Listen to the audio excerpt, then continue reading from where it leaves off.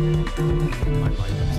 Keelan, why don't we go ahead and get started? Good morning, everybody. This is the June 26th, 2024 morning session of the Portland City Council. Keelan, please call the roll. Good morning. Ryan, Here. Gonzalez, Maps, Here. Rubio, Here. Wheeler. Here. Now we're going to hear from legal counsel on the rules of order and decorum. Good morning.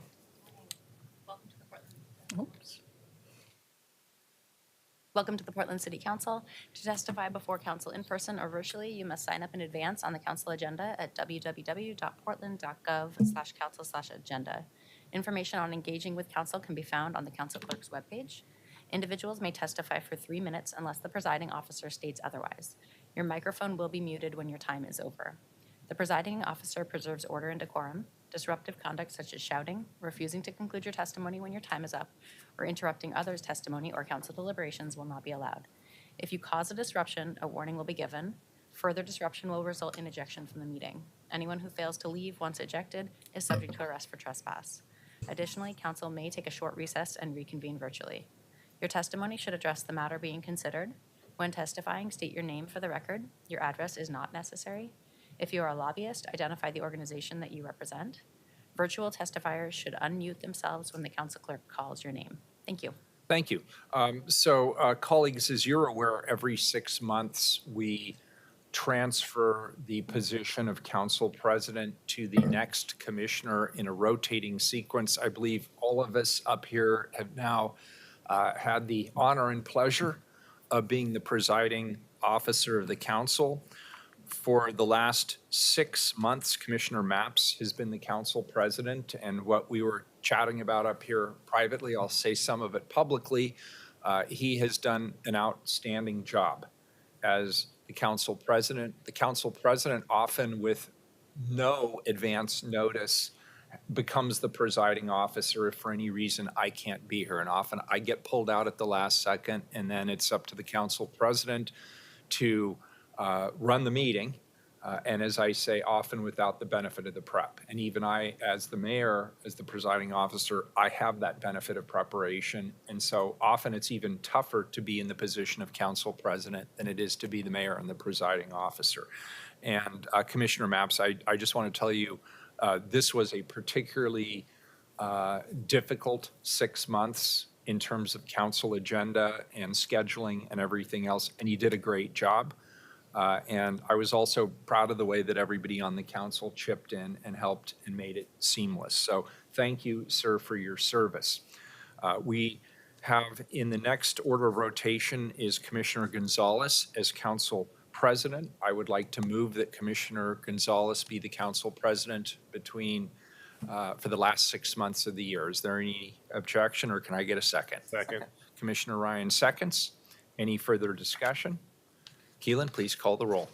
Ryan. Aye. Maps. Aye. Rubio. Aye. Wheeler. It's always easiest to vote for the guy who isn't here. And so let's surprise him when he gets here. I am very happy to vote aye, and Commissioner Gonzalez will assume that service for the next 6 months. And I appreciate Commissioner Gonzalez's willingness to do that. With that, we'll go to communications. First item 562. First individual, please. Request of Hillary Gray to address council regarding the importance of safe biking infrastructure for seniors. Hillary Gray, I don't think they've joined us. All right, we can come back to Hillary if Hillary joins us in the next few minutes. Item 563, next individual, please. Request of Aldo Vargas to address council regarding bike infrastructure and city densification. They canceled their request. All right. Next individual, please. Item 564. Request of Noreen Murdoch to address council regarding Portland 5 performance art venue fees.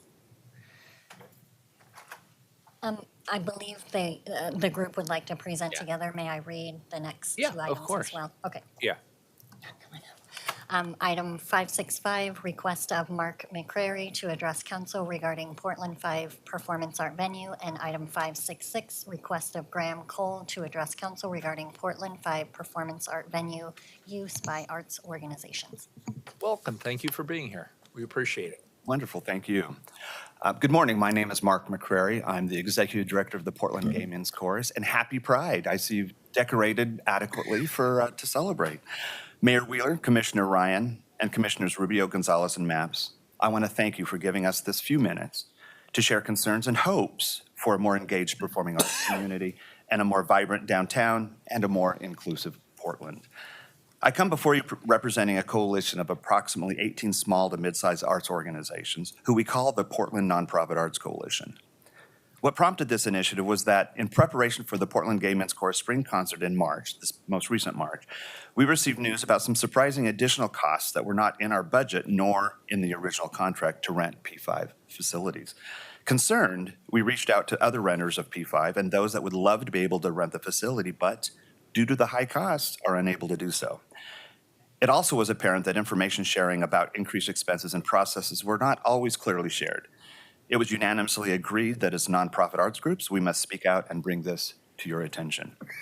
The coalition came about just prior to the City of Portland approving Our Creative Future cultural plan. We were thrilled to see that elements of that plan, especially goal number 3, illuminated the need for greater access to arts and cultural facilities for both current and potential users. It also acknowledged that the cost of utilizing P5 is often prohibitive. In fact, spring of 2023, we did not rent the city facilities in order to save costs by having our concert at the Patricia Research Center for the Arts in Beaverton. Today, I'm with 2 of our coalition representatives, Graham Cole with Whitebird and Jen Hartman Luck with Oregon Children's Theater Company, both also current users of P5 facilities. We come before you to express our concerns that the cost of using city-owned facilities to serve tens of thousands in our community is beginning to outpace our resources to perform in those facilities. We believe that arts and culture are the soul of a city and an economic driver for revitalization, which are also reflected in our creative future. But if we cannot afford to stay downtown, we have to look at other alternatives. Please know that we all understand the need to cover expenses and mitigate the impact of costs, even for city facilities. This is at the forefront of our work every day. However, we also want to be clear that it is our goal to partner with the city to come up with solutions rather than simply state our concerns, and we welcome ongoing communication as our creative future strategies are developed. Thank you. Thank you, Mark, and good morning, Council. Morning. My name is Graham Cole. I am a proud Portland native and the Executive Director of Whitebird. Mayor Wheeler, you recently proclaimed May 1st, 2024 Whitebird Day in recognition of our contributions to Portland's arts landscape, and we are truly grateful for that recognition. Welcome. Like most Portland arts nonprofits, Whitebird absorbs financial losses to ensure that Portlanders have a wealth of affordable opportunities to make the trip downtown and enjoy great art. Each one of our performances represents dozens of venue workers paid, hundreds of cars parked, and thousands of drinks bought, all downtown. We present as many performances as we possibly can, but are limited by costs rising and funding sources plateauing. Portland 5 costs are a major part of this equation. Front of house labor, for example, went up by 13% between last season and this season. Rent increased by 10% the same year.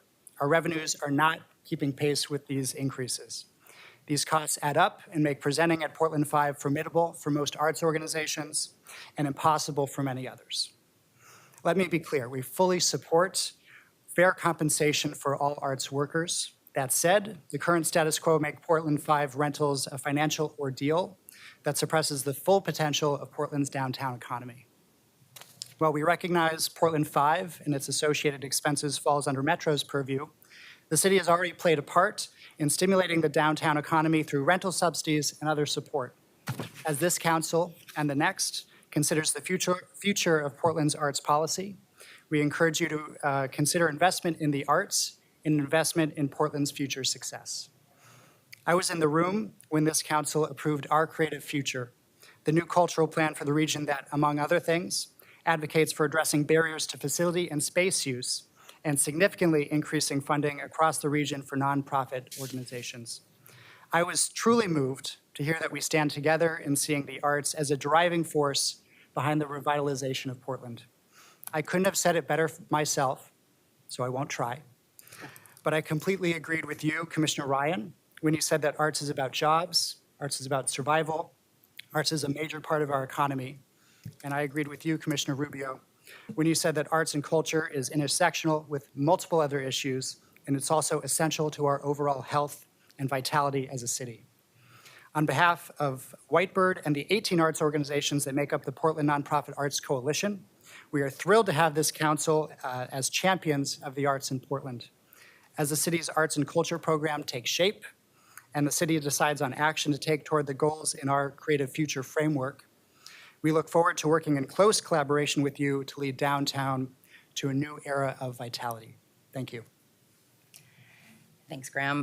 My name is Jen Hartman-Luck. I'm the producing artistic director with Oregon Children's Theater. And unlike Graham, I'm a new resident of Portland, celebrating my year anniversary this month. And while I might be new to the Portland community, I am not new to the incredible impact that Oregon Children's Theater has had on this community for the past 35 years. Prior to COVID, OCT served over 120,000 students per year at P5, presenting work in the Newmark and Winningstad theaters. Prior to that, OCT used to present work for schools at the Keller Auditorium. Can you even imagine it? Can you hear it? 3,000 children screaming in joy, seeing live theater, often for the first time in that great hall. In this first year, I have learned that a great part of Portland's DNA is having attended your first live theater performance with Oregon Children's Theater. And that is an incredible legacy. And in what was meant to be OCT's first full year back after COVID, we had to cut our season in half. Due to the financial constraints, we were only able to present half of a season, serving only 60,000 students, which is still a number I'm proud of. But I find it hard to believe that OCT is no longer able to serve the youth in our community the way we used to, due to the increasing costs of producing work in our venues. It's a devastating thought to imagine a season where OCT can no longer bring thousands of young people downtown to have their first live theater experiences.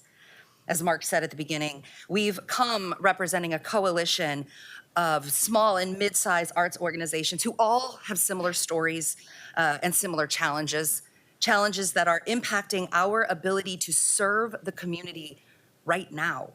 It was unanimously agreed that as nonprofit arts groups, we must speak out and bring this to your attention today. Arts and cultural organizations are major drivers of economic development in downtown corridors. We all know this, and rebuilding does take time. We also understand that. But for some of our organizations, we don't have multiple years to let our Creative Future framework unfold slowly. We need change, and we need it now. Oregon Children's Theater needs the support now. We are not here only to share concerns, but to offer a few suggestions for next steps. We know in the coming months, the city will begin to draft actionable plans in response to the acceptance of Our Creative Future cultural framework. The Portland Nonprofit Arts Coalition is asking that we are invited to the table for those planning sessions. And we are requesting more transparency in the process and procedures and how P5 is managed via Metro, how arts organizations are accessing those opportunities.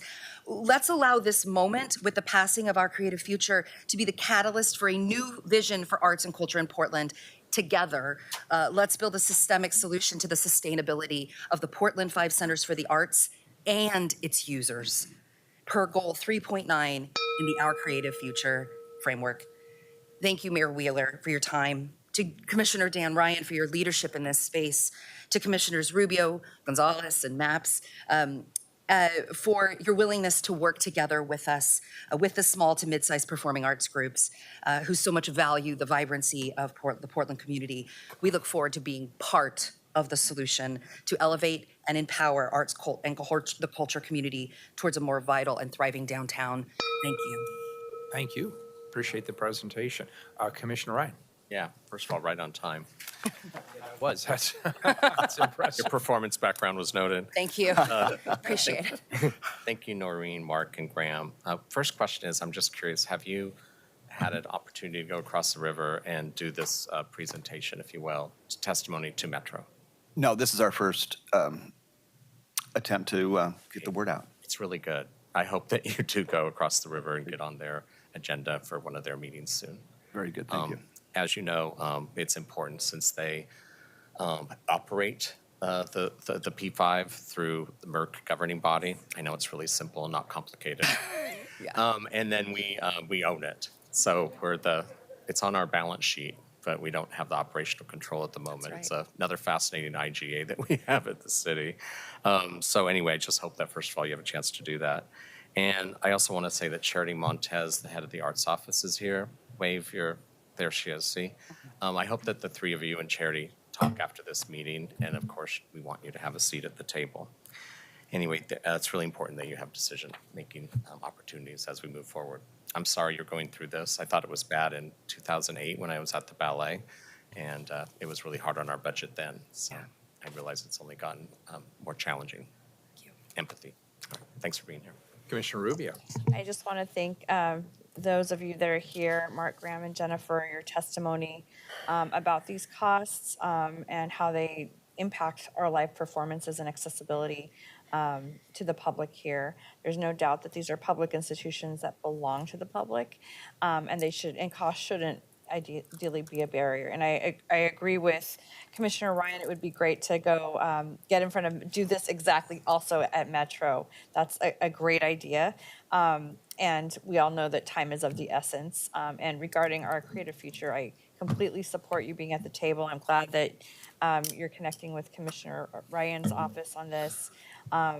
And just thank you for the advocacy that you bring. We need to hear more of this, and especially in this time of transition where things are changing and leadership is changing. It's really appreciated. So thank you for what you do. Thank you. Thanks a lot. Thank you. Thank you. Elin, could you read the names again of the folks that were up front that may have come in since then? Oh, yeah, of course. Hillary Gray is the one individual we were waiting on. All right. Hillary Gray? No. All right, I don't see Hillary here. To the consent agenda, have any items been pulled off of the consent agenda? No items have been pulled. All right, please call the roll on the consent agenda. Ryan? Aye. Naps? Aye. Rubio? Aye. Wheeler? Aye, the consent agenda has been adopted. We will now move to the first time certain item, please, and that would be item number 567. Appoint Brian Ames to the Planning Commission for term to expire February 28th, 2027. Colleagues, today we appoint one new member to the Planning Commission, a key commission, of course, in the city that shapes our future growth as well as our land use plans. And it advises the city council on land use planning as well as overall zoning issues. I'll pass it over to Commissioner Rubio and she'll share her remarks to introduce the appointee. Welcome. Thank you. Thank you, Mayor. Today, we're excited to welcome Brian Ames as our 9th commissioner to fill one current vacancy. As a reminder, Portland's Planning Commission is a 9-member group of volunteers tasked with advising City Council on Portland's land use and planning policies, long-range goals, and plans. They have specific responsibility for guiding, developing, maintaining, and updating the city's comprehensive plan and zoning code. Expertise on the commission ranges from land use and planning and architecture and design to conservation and natural resources and community development. In making recommendations to council, the commission considers the economic, environmental, and social well-being of the city in an integrated fashion.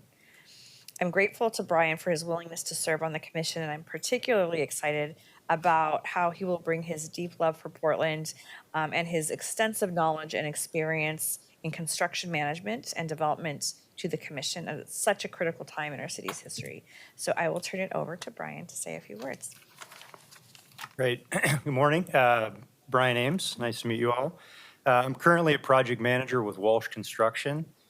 Built and renovated over 500 affordable housing units since I've been at Walsh. I'm a proud 4th-generation Oregonian, and I care deeply, like Commissioner Rubio said, about the city and its future. Married to my high school sweetheart, Alicia, and we have 3 young sons, and I enjoy coaching youth sports and playing golf in my free time. I'm looking forward to bringing my 16 years of construction and development experience to the commission at a critical time in our city's future.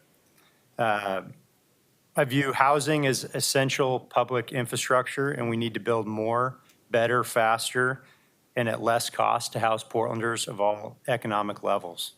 Given my experience in the construction industry in Portland, I am pragmatic in how regulations impact the ability to develop in this city, and I look forward to working closely with the city on long and short-term planning efforts to take bold action to meet our housing objectives. Thank you. you. Thank you. I think that Well, completes. I just want to say thanks, Brian, for stepping forward. Your skill set is exactly what we're looking for. And obviously, the pay isn't particularly good.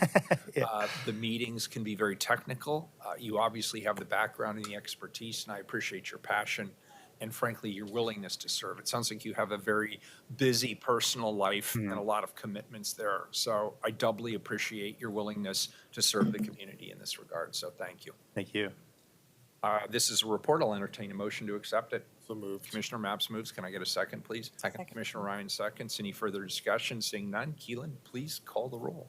Ryan, Thank you, Commissioner Rubio, for completing these appointments. It looks like this is the 9th position, and it's been vacant for a year, so I'm really pleased to see that it's been formed for the first time since this has been created in March of 2023. I'm really looking forward to your addition of construction experience, development experience, and I also like that you opened up a little bit about your personal life and your devotion to Portland as a city for the long term. We need to keep hearing that. Anyway, thank you for your service. I vote aye and accept the report. Maps, Brian, thank you so much for agreeing to serve on this important commission, and I vote aye. Rubio, Brian, thank you so much for your service, and I just want to say how it was so great to meet with you and learn more about you. I was very impressed with your background and your commitment to Portland, and you know the long story of Portland, which was really helped you stand out in a very unique way, and just your perspective is exactly what we need right now on the commission. So we look forward to seeing what you do and the influence that you have there, and I'm happy to vote aye. Wheeler, I vote aye. Thanks, Brian. Thanks, Commissioner Rubio. And the report is accepted. The appointment's approved. All right. Thank Thank you. Thank you. Next item, please. Keelan, item 568, also a report. Mr. Mayor, Commissioner Maps. I believe this is a time. You are correct. I am mistaken. Thank you. See, that's how we all work together. I There you have to go. wait 3 minutes. I have on a that. second reading on 594. Let's do it. 594, a second reading. amend Northeast Cooch Davis Street Local Improvement District boundary and reduce system development charge funding by $1 million in exchange for system development charge credits with no change to pending lien item. Colleagues, as amounts. Commissioner Maps just indicated, this is a second reading. We've heard a presentation. We've had opportunity for public testimony on this. Is there any other business? Seeing none, Keelan, please call the roll. Ryan, Aye. Maps, Aye. Rubio, Aye. Wheeler. Aye. The ordinance is adopted. We are in recess till 9:55. That's about a minute and a half from now. Good catch, sir. Oh, no problem.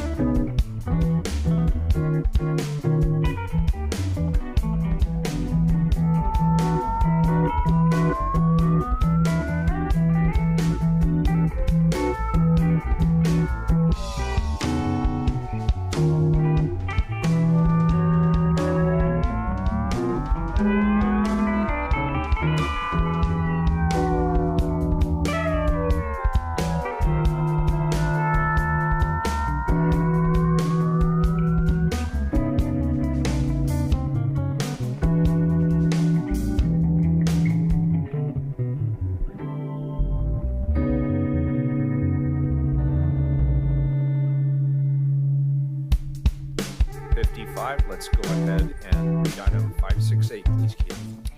Appoint Andrew Dykeman, Sam Rodriguez, and Kim Nguyen to the Development Review Advisory Committee for terms to expire June 25th, 2027. Commissioner Rubio. Thank you, Mayor. The Development Review Advisory Committee, DRAC, was established in June 2001 as the city's primary advisory body regarding development review. The DRAC seeks to foster a timely, predictable, and accountable development review process and advocates for the consistent and fair applications of regulations. The DRAC's 17 members represent groups with interest in development and development review processes, and they are appointed by the City Council to one 3-year term with the possibility of serving a second 3-year term. So I'm pleased to today to present the following 3 candidates for appointment to 3-year terms as members. Andrew Dykeman from representing large construction contractors, Sam Rodriguez representing a large developer, and Kim Nguyen representing frequent development review customer. So I'll now turn it over to DRAC liaison Ross Karen to talk a little bit more about the appointees. Good morning. Morning. My name is Ross Crone. I am the Bureau of Development Services, soon to be Portland Permitting and Development Liaison to DRAC. With these 3 appointees, we'll have almost all of the DRAC positions filled. We'll still have 3 remaining vacancies that we're currently working on filling. What I want to do with you all today is just give you a quick highlight of the 3 proposed candidates. The first one, as Commissioner Rubio stated, is Andrew Dykeman. He's being nominated to our large construction contractor seat. Andrew is the Director of Operations at Lease Crutcher Lewis with 27 years of experience. He is involved in multiple state and local level organizations, including Vice Chair of the State of Oregon Building Code Structural Board. He's a member of the National Association of Minority Contractors, as well as the Association of General Contractors and more. Andrew focuses on serving people within his company and the community and is passionate about sustainability and working on resilient, eco-friendly projects to support the region's health. Sam Rodriguez is being proposed to be nominated to the large developer position. Sam is a senior manager, director at Mill Creek Residential Development with over 2 decades of multifamily housing development experience and 16 years experience as an architect. He is currently a member of the Portland Design Commission, and his 2nd term is ending in October, at which time he terms out. As well as that, he's also a member of NAOP, Oregon Smart Growth, and others. He brings both an operational and policy perspective to the development review process and looks forward to improving city processes and enhancing the community's quality of life. The 3rd candidate for nomination is Kim Nguyen, and she's being nominated to the frequent development review customer seat. Kim is a principal at Concept Design and Associates with over 15 years of experience focusing on middle housing and infill projects. She has years of experience helping clients with design, building codes, land use review aspects of projects, and navigating the city's development review and permitting processes. She has years of experience helping, Kim aims to use her knowledge and experience to continue to improve the permitting process, emphasizing the importance of codes and rules in the city's livability. Both Sam and Andrew are in attendance today. Kim was unable to attend due to some international travel. All 3 of these candidates bring a wealth of experience and important perspectives to DRAC, and we are pleased to present them for nomination. So if there are no questions at this time, that would conclude my part of the presentation. Thank you. Thank you. I Very think we- good. yeah. Do we have any public testimony on this item? We have one person signed up, Why don't we go ahead and hear it? Kevin Ochoa. Kevin was going to join in person. Kevin Ochoa. All right, I don't see anybody. Any further discussion or questions on this item? If not, I will entertain a motion to accept the report. So moved. Commissioner Maps moves. Second. Commissioner Ryan seconds. Any further discussion? Please call the roll. Ryan. Well, first of all, thank you, Andrew, Sam, and Kim, for saying yes. I'm impressed with the collective experience you recruited, Commissioner Rubio. This is a great composite, and I loved doing these appointments for DRAC. They really do a lot of work too, and they were really pivotal in the strategic thinking about how to move our permitting from the silos it was in to how to integrate it, so we could have a better customer experience for our individuals, our nonprofits, and our businesses that rely on that. So it's a really important body. Good work. Thank you. I vote aye. Maps. Aye. Rubio. Ross, I want to thank you, Ross Carone. I'm sorry that I mispronounced your name. I know how that feels. I apologize for that. I'll also start by thanking you for all your great work to support DRAC and also recruit and onboard all our members. You do such a great job. And to Andrew and Sam and Kim, I appreciate you all bringing diverse wealth of knowledge, and the city's lucky to have you. So I'm very happy to support these appointments, and I vote aye. Wheeler. Excellent appointment. Thank you. Appreciate it. Thank you, Commissioner Rubio. I vote aye. The report's accepted. The appointments are approved. Thank you. Colleagues, we have a few more minutes, so why don't we go to item 589, and that should close the gap for us. Authorize the city attorney to take legal action against insulin manufacturers, pharmacy benefit managers, and other parties to recover public funds expended by the city as a result of the unlawful inflation of insulin prices. Colleagues, item number 589 is a resolution. It will put us in a cohort with other jurisdictions. It's regarding diabetes. As you know, diabetes is a national epidemic. It impacts millions of people throughout the United States.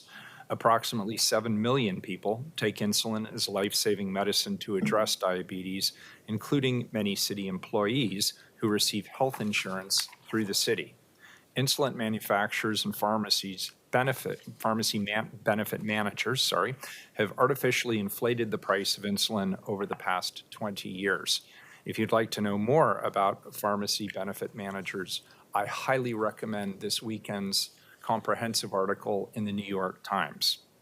The city, as a self-insured payer for health insurance for city employees, has paid inflated prices for insulin. This resolution authorizes the city attorney's office to file a lawsuit seeking to recover amounts that were paid at inflated rates for insulin. Deputy City Attorneys Carolyn Turco and Naomi Sheffield are here to present the resolution. Welcome.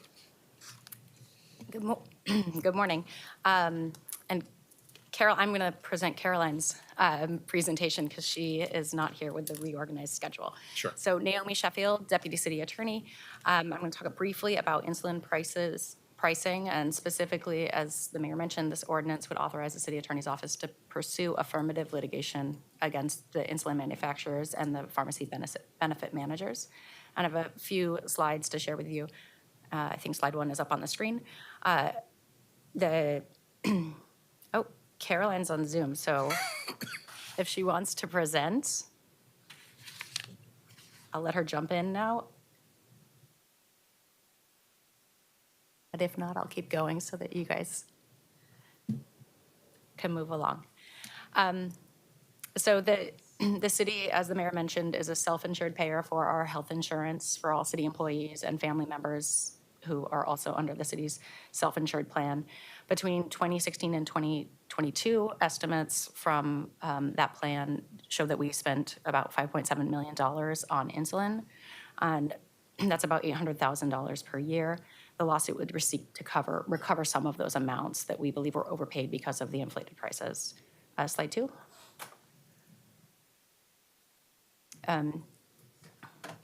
Again, diabetes is a national epidemic. It affects 34.2 million people in the United States and roughly 10% of the US population. About 7 million people in the United States take insulin every day to provide the life-saving medication in response to their diabetes. Next slide. Insulin has been around and in use for a very long time. There has been minimal innovation to this point in the drug over the last 40 years.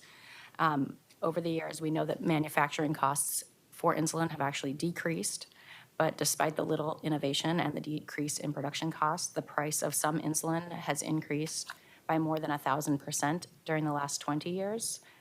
The price increases greatly outpace inflation in other areas, which the next 3 slides are simply demonstrative of. So next slide. So this slide shows the increase in pricing for Eli Lilly brand insulin, and that was an increase of more than 1,500% between 1997 and 2018. And again, that the higher line shows then compared to kind of other standard pricing increases. Slide 5. This is similarly showing an increase of about 600% between 2001 and 2018 for the Novo Nordisk brand of insulin. And slide 6 is another 600% increase between 2001 and 2018 for the Sanofi brand of insulin. So again, similar massive increases in prices. You can go ahead to slide 7. The litigation itself would be handled by an outside law firm. The city attorney, the ordinance authorizes the city attorney's office to engage an outside law firm who specializes in these types of cases. The firm will be paid on a contingency fee basis, meaning that they would only be paid to the extent that the city recovers money in the lawsuit.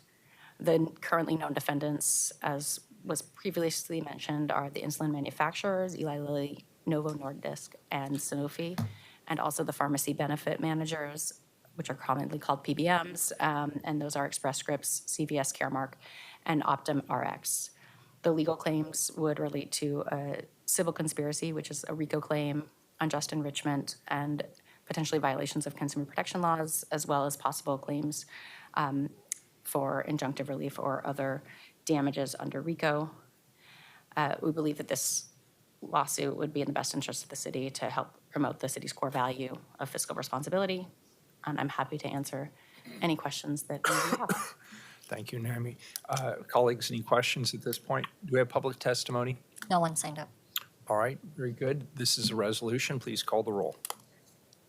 Ryan? Yes, I think it's smart to join with these other jurisdictions to leverage our municipal power in these types of lawsuits. I'm glad to see that we're represented by outside counsel on a contingency basis. That was great that you brought up that point. So it sounds like we don't win. They don't get paid. That's a great deal for the city and our community members. I vote aye. Maps? Aye. Rubio? Aye. Wheeler? Aye. Your resolution is adopted. Thank you very much, Naomi, for your great work on this. We will go back, please, to item number 569 on the time certain agenda, a proclamation. Proclaim July 2nd, 2024 to be the 60th anniversary of the Civil Rights Act Title VI Day. Colleagues, our next item, as you just heard, is a proclamation recognizing the 60th anniversary of the Civil Rights Act and proclaiming Title VI Day, which is July 2nd. As we all know, this is legislation of profound historical significance, laying the foundation for non-discrimination in public programs and services, and paving the way for critical legislation such as the Voting Rights Act, the Fair Housing Act, and the Americans with Disabilities Act. I appreciate that Council has the opportunity this morning to reflect on this critical work. To begin, I'll introduce Jeff Selby, Interim Director of the Office of Equity and Human Rights. Good morning, Jeff. Good morning, Mayor. Good morning, community members, colleagues, mayor, and city commissioners. I'm Jeff Selby. I use he, him pronouns, and I have the privilege of directing the Office of Equity and Human Rights. We're here today to honor the Civil Rights Act of 1964 and the ongoing fight for justice. By City Council ordinance, the Office of Equity and Human Rights is charged with setting the equity policy for the city of Portland. Our Civil Rights Title VI and Language Access Program staff work to ensure the city is compliant with our federal obligations under Title VI of the Civil Rights Act. This is why celebrating and honoring the 60th anniversary of this landmark law is so important. Title VI specifically provides a framework for the city of Portland to build fairness and justice into policies that help us better serve the public as we center systemically excluded and institutionally oppressed community members. We've accomplished a lot as a city, including adopting equity as a core value, adopting and implementing the city's first Title VI plan and compliance plan policies, and establishing and implementing the city's first language access and language pay differential policies. We have so much more work to do, of course, as a city, but it's important to celebrate our successes. This work is being performed at a high level of expertise and passion by our citywide Civil Rights Title VI team, Dr. Cheryl Felicia Means, Sabra Purifoy, Erin Garber-Paul, and Manager Danielle Brooks, and our citywide Language Access Program Manager, Tatiana Elahalde. Thanks also to the rest of the Office of Equity staff, all equity managers and practitioners for moving this work forward as well. In 2015, Congressman John Lewis returned to Selma, Alabama on the 50th anniversary of the Civil Rights Act, where he and other civil rights marchers crossed the Edmund Pettus Bridge. "We come to Selma to be renewed," he said. "We come to be inspired. We come to be reminded that we must do the work that justice and equality calls us to do." And I know the Office of Equity in the City of Portland will continue to heed that call. Before I get to our guests, I want to acknowledge Sabra Purifoy from our civil rights team who coordinated all this today. She is ill and unable to join us, but she did the heavy lifting to make today's celebration possible. Now I'd like to introduce our special guests. I am honored to introduce the Northwest Freedom Singers. The original Freedom Singers began in the South in the 1960s during the then burgeoning civil rights movement. The singers helped spread the work of the civil rights movement, traveling all over the United States, empowering and educating audiences through communal song. Ron Silver formed the Northwest Freedom Singers in honor of the original group. We are honored to have them performing for us today. Please join me in welcoming the Northwest Freedom Singers.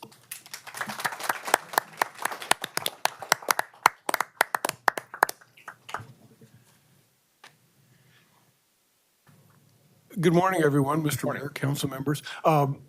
Judith Mallory asked me to just say a couple words in introduction before we started to sing for y'all. And I retired after 33 years as an assistant United States attorney and did a lot of civil rights work for most of that time. Since I retired in 2015, I've spent most of my time as a civil rights educator, working with young folks and adults throughout the Northwest. And what I've seen is over time, since I retired, there has been a push throughout the country to basically not let me talk about what I talk about in many of our states. From a civil rights high of 1875, we reached a nadir as a republic in the world of civil rights that required the Civil Rights Act of 1964. And what I think we are seeing in real time in our lives is much of our country wants to go back to 1890 in the world of non-civil rights. So in that spirit, it's really important that we not just honor the history, honor the Rights Act of 64 and voting rights of 65, but realize that it's a constant struggle, and we're in it right now. And because we're talking about civil rights, you can't do civil rights without civil rights music. And so in 1963, when the children marched in Birmingham, before they went out to march, they sang. They sang to get ready to march. They sang when they marched. And we're going to do two songs for you today. Woke up this morning with my mind on freedom, and ain't gonna let nobody turn me around. And you would have heard those songs at every demonstration you went to. Now, I have to ask, are we singing that way or are we singing towards you? Whatever your preference is. With all due deference, I think we'd like to sing that way. That's perfect. You have to move the mic. I think you have to move the mics, don't you? Woke up this morning with my mind was set on freedom. Woke up this morning with my mind set on freedom. I said I woke up this morning with my mind set on freedom. Hallelujah, hallelujah, hallelujah, hallelujah. Well, I'm a walking and talking with my mind. My mind was staying on freedom. I'm a walking and talking with my mind. Staying on freedom. You know, walking and talking with my mind. Staying on freedom. Hallelujah. Hallelujah. Hallelujah. Hallelujah. I'm gonna walk, walk, walk, walk. I'm gonna walk, walk with my mind on freedom. Walk, walk, walk, walk. I'm gonna walk, walk with my mind on freedom. Walk. I'm gonna walk, walk, walk, walk. 'Cause there ain't no harm to keep your mind. To keep it steady.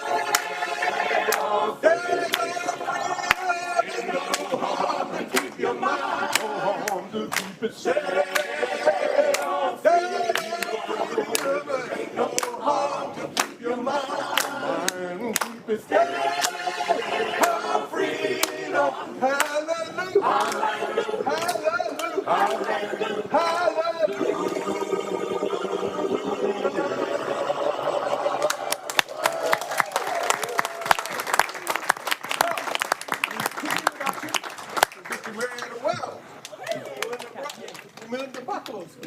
The voice, Mario the priest.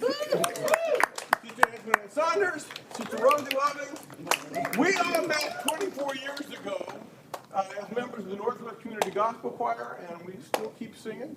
And now I'm turning it over to Sister Rosie Loving, who's going to do a little preaching. If you feel like standing up when I sing, be happy. You guys hear okay, baby? Yeah, loud and clear. You bet. Nobody turn me around, no, turn me around. I said, turn me around. Ain't gonna let nobody turn me around. Keep on walking, keep on talking, marching up to freedom land. Ain't gonna let vote oppression turn me around. Turn me around. I said, turn me around. Ain't gonna let vote oppression turn me around. Gonna keep on walking, keep on talking, marching up to freedom land. Ain't gonna let gun violence turn me around. Turn me around. Ain't gonna let gun violence turn me around. Gonna keep on walking, gonna keep on talking, marching up to freedom land. Ain't gonna let nobody turn me around. Turn me around. Turn me around. Ain't gonna let nobody turn me around. Gonna keep on walking, keep on talking. I said, keep on walking, keep on talking, keep on walking, keep on talking, marching up to freedom.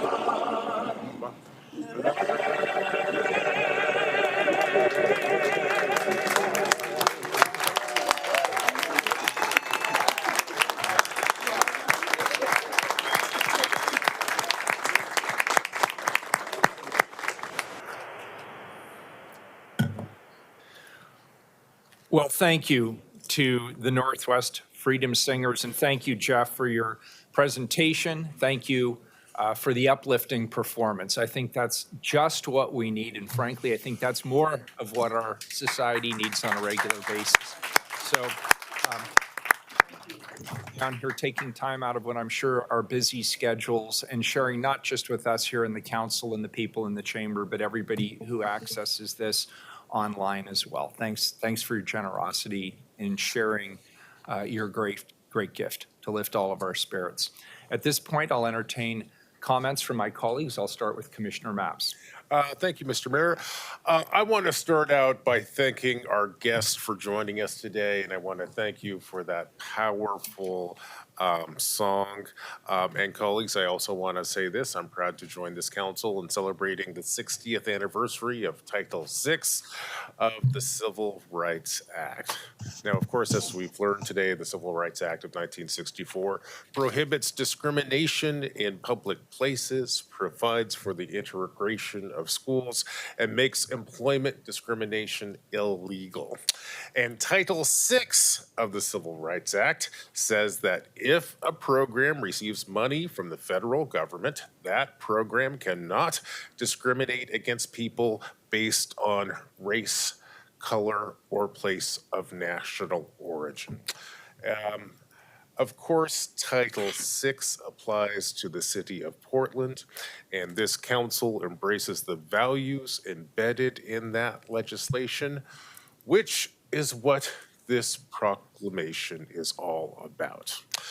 On the 60th anniversary of Title VI of the Civil Rights Act, this council honors those who fought for civil rights, and we recognize that more action is needed to achieve the full promise of the Civil Rights Act of 1964, which is why I'm so proud to join you in this proclamation, and I encourage all Portlanders to engage in these celebrations. Thank you very much, Mr. Mayor. Thank you, Commissioner Mapps. Commissioner Rubio.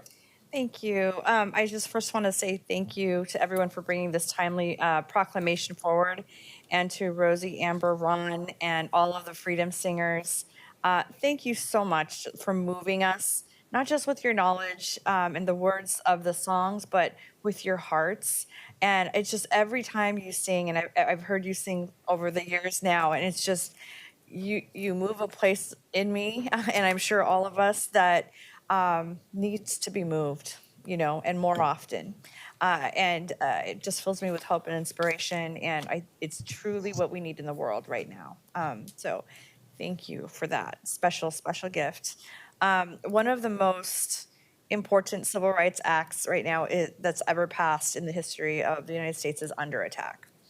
And we're seeing it play out all across the country in big and small ways, which is frightening, including in institutions we once regarded as immovable and protectors of these values and rights, and that's now shaky. So we need to do everything we can to lift up how important they are, and to make sure that we're turning the tide so that we're preventing anything from moving further backward. So it falls on all of us. We can't normalize these rollbacks. We need to continue to keep the flame for justice and civil rights alive and bright in whatever ways that we can every day, in our schools, workplaces, everywhere we gather. And so I want to honor this 60th anniversary, which opened the doors for so many. And quite frankly, for some of us, it enabled even some of us to be sitting up here on this council. So let's make sure that we keep the connection to important historic moments like that alive and present for the next generation, so that they understand the impact of these things. We need to know our history, and it matters. So we need to share that and make sure our young people know that history as well.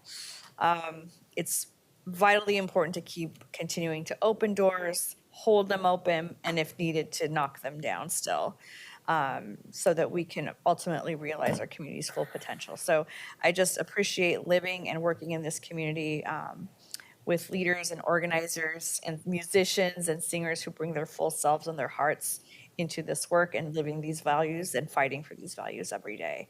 So thank you for being here. Thank you for reminding us once again about our history and that it's up to all of us to keep it alive. Thank you, Commissioner Rubio. Commissioner Ryan. Yes. Thank you for taking us to the upper room this morning. The mayor's right. We really needed it. At least I did. Standard spirituals is exactly what I kind of wish we did this at the beginning of every council session, especially when we have really difficult issues to discuss that remind me of the song. Sometimes I feel like anytime you're doing what's right and just, you're you're walking up an escalator that's coming down. And if you don't keep walking, we'll go right back down to those dark times. So thank you so much for reminding us and again, taking us to the upper room. I'm reflecting on a play I went to in Ashland I don't know, it must have been 10 years ago. It was the play about LBJ during that time. And they did a really good job of showing what a big struggle that was. And kind of taking advantage of JFK's death, where people just had a little bit of compassion to listen a bit differently. And so you always try to take care of those moments. And anyway, I just was reflecting on how moving that play was and how many great actors were involved. And I think it went all the way from Ashland to New York and won a Tony. I'm a theater geek, so I had to put that in. Anyway, thanks for being here this morning. We really needed it. Thank you, Commissioner Ryan.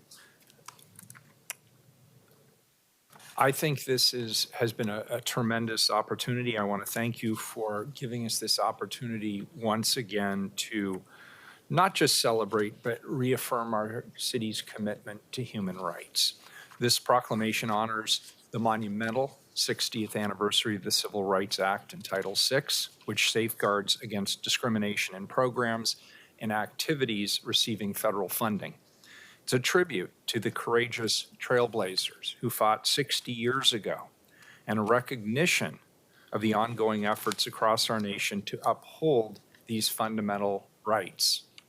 Reflecting on our city's history, it was over a decade ago that this city council established the Office of Equity and Human Rights, ensuring our steadfast commitment to these principles. Today serves as a poignant, and I would also say fun, reminder of the expectations that we set for Portland, a city that we like to uphold as standing as a beacon of progress and resilience. Moreover, while recent years have presented significant challenges for all of us, we have not let them dampen our hope or our resolve for a brighter future. Instead, let us use this moment to celebrate the indomitable spirit of our communities and the enduring strength of our city, and express our deep gratitude to all civil rights pioneers, both here in our own community as well as beyond. Thank you, everyone, for your commitment to justice and to equality. Let us continue to work together, inspired by those who paved the way and motivated by the future we envision for our community and those who follow us. In honor of today's proclamation, there will be a reception in the lobby of the 1900 building from 10:30 to noon, hosted by the Office of Equity and Human Rights. We encourage everybody who would like to participate to do so. Now I'll read the proclamation on behalf of the Portland City Council. Whereas the Civil Rights Act was signed into law by President Lyndon B. Johnson on July 2nd of 1964, and whereas this landmark piece of legislation has played a pivotal role in dismantling legal segregation, paving a path for civic, political, educational, and economic progress and opportunity, and lending to a wave of other civil rights laws and new protections, such as the Voting Rights Act of 1965, the Fair Housing Act, and the Americans with Disabilities Act. And whereas included amongst the Civil Rights Act's 11 titles is Title VI, which provides protection from discrimination based on race, color, or national origin in federally funded programs, services, and activities. Additional regulations and executive orders since enacted have expanded and grown civil rights Title VI obligations and responsibilities to include environmental justice, language access, the advancement of equity, and support of underserved communities through government. the City of Portland, as a recipient of federal funding, is subject to Title VI. And whereas, despite significant progress, entrenched systemic and institutional racism creates and sustains barriers and disparities that negatively impact communities of color, immigrant and refugee communities, and other systemically excluded communities in housing, employment, income, health, education, transportation, and frankly, all major aspects of life. And whereas nationally, the protections and progress of the civil rights movement are being eroded, undermined, and attacked.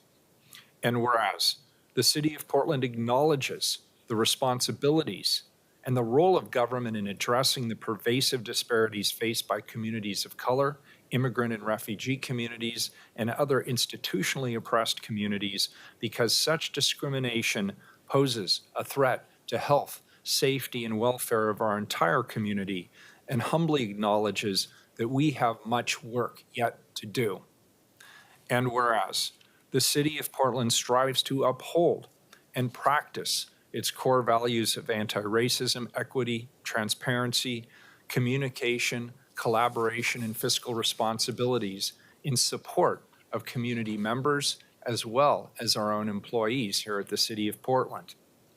And whereas the City of Portland is committed to its core values through embodying the objectives of the Civil Rights Act to assure that no person on the grounds of race, color, or national origin, including limited English proficiency, shall be excluded from participation in, denied the benefits of, or otherwise be subjected to discrimination, including disparate treatment or disparate impact in the city's programs, services, activities, or administrative acts as required by Title VI.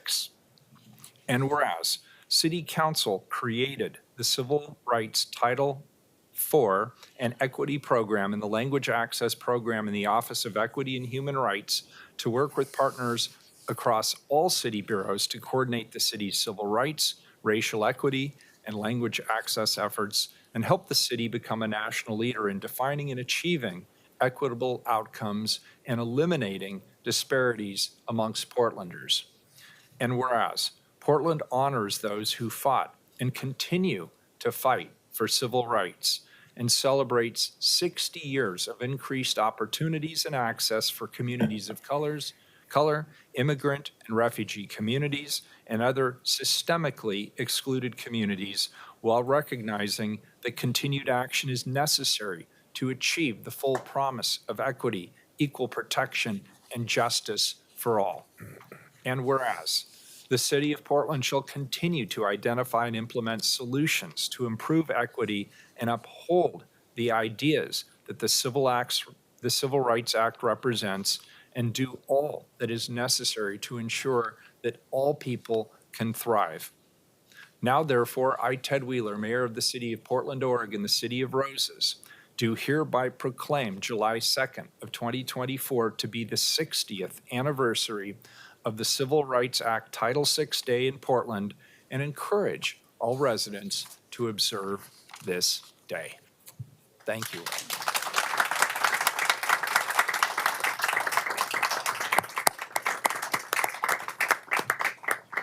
Thank you. Why don't we take a 3-minute recess? We'll reconvene at 10:37.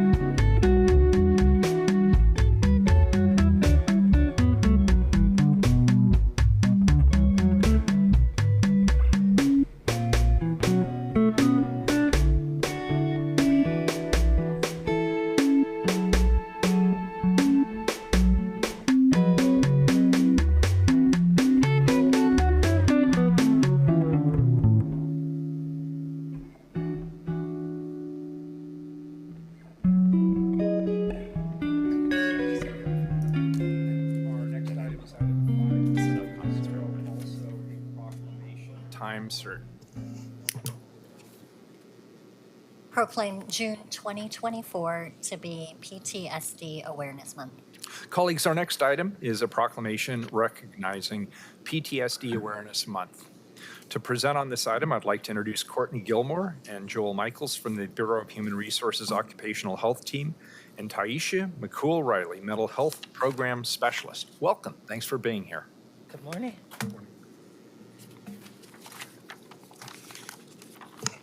Good morning, everyone. I believe, hey, Courtney, I see you online.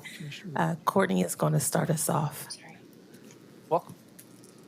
Good morning, everyone. So as we recognize the significant impact of post-traumatic stress disorder we can have on mental health and well-being of our employees, PTSD is a serious condition that affects everyone who has experienced or witnessed a traumatic event, and it can manifest in a variety of ways, including anxiety, depression, and difficulty concentrating. Statistics have also shown that PTSD is a prevalent issue in the workplace. So according to the National Center of PTSD, approximately 7 to 8% of the U.S. population will experience PTSD at some point of their lives. The condition affects approximately 3.6% of adults, which is about 9% million people in a given year.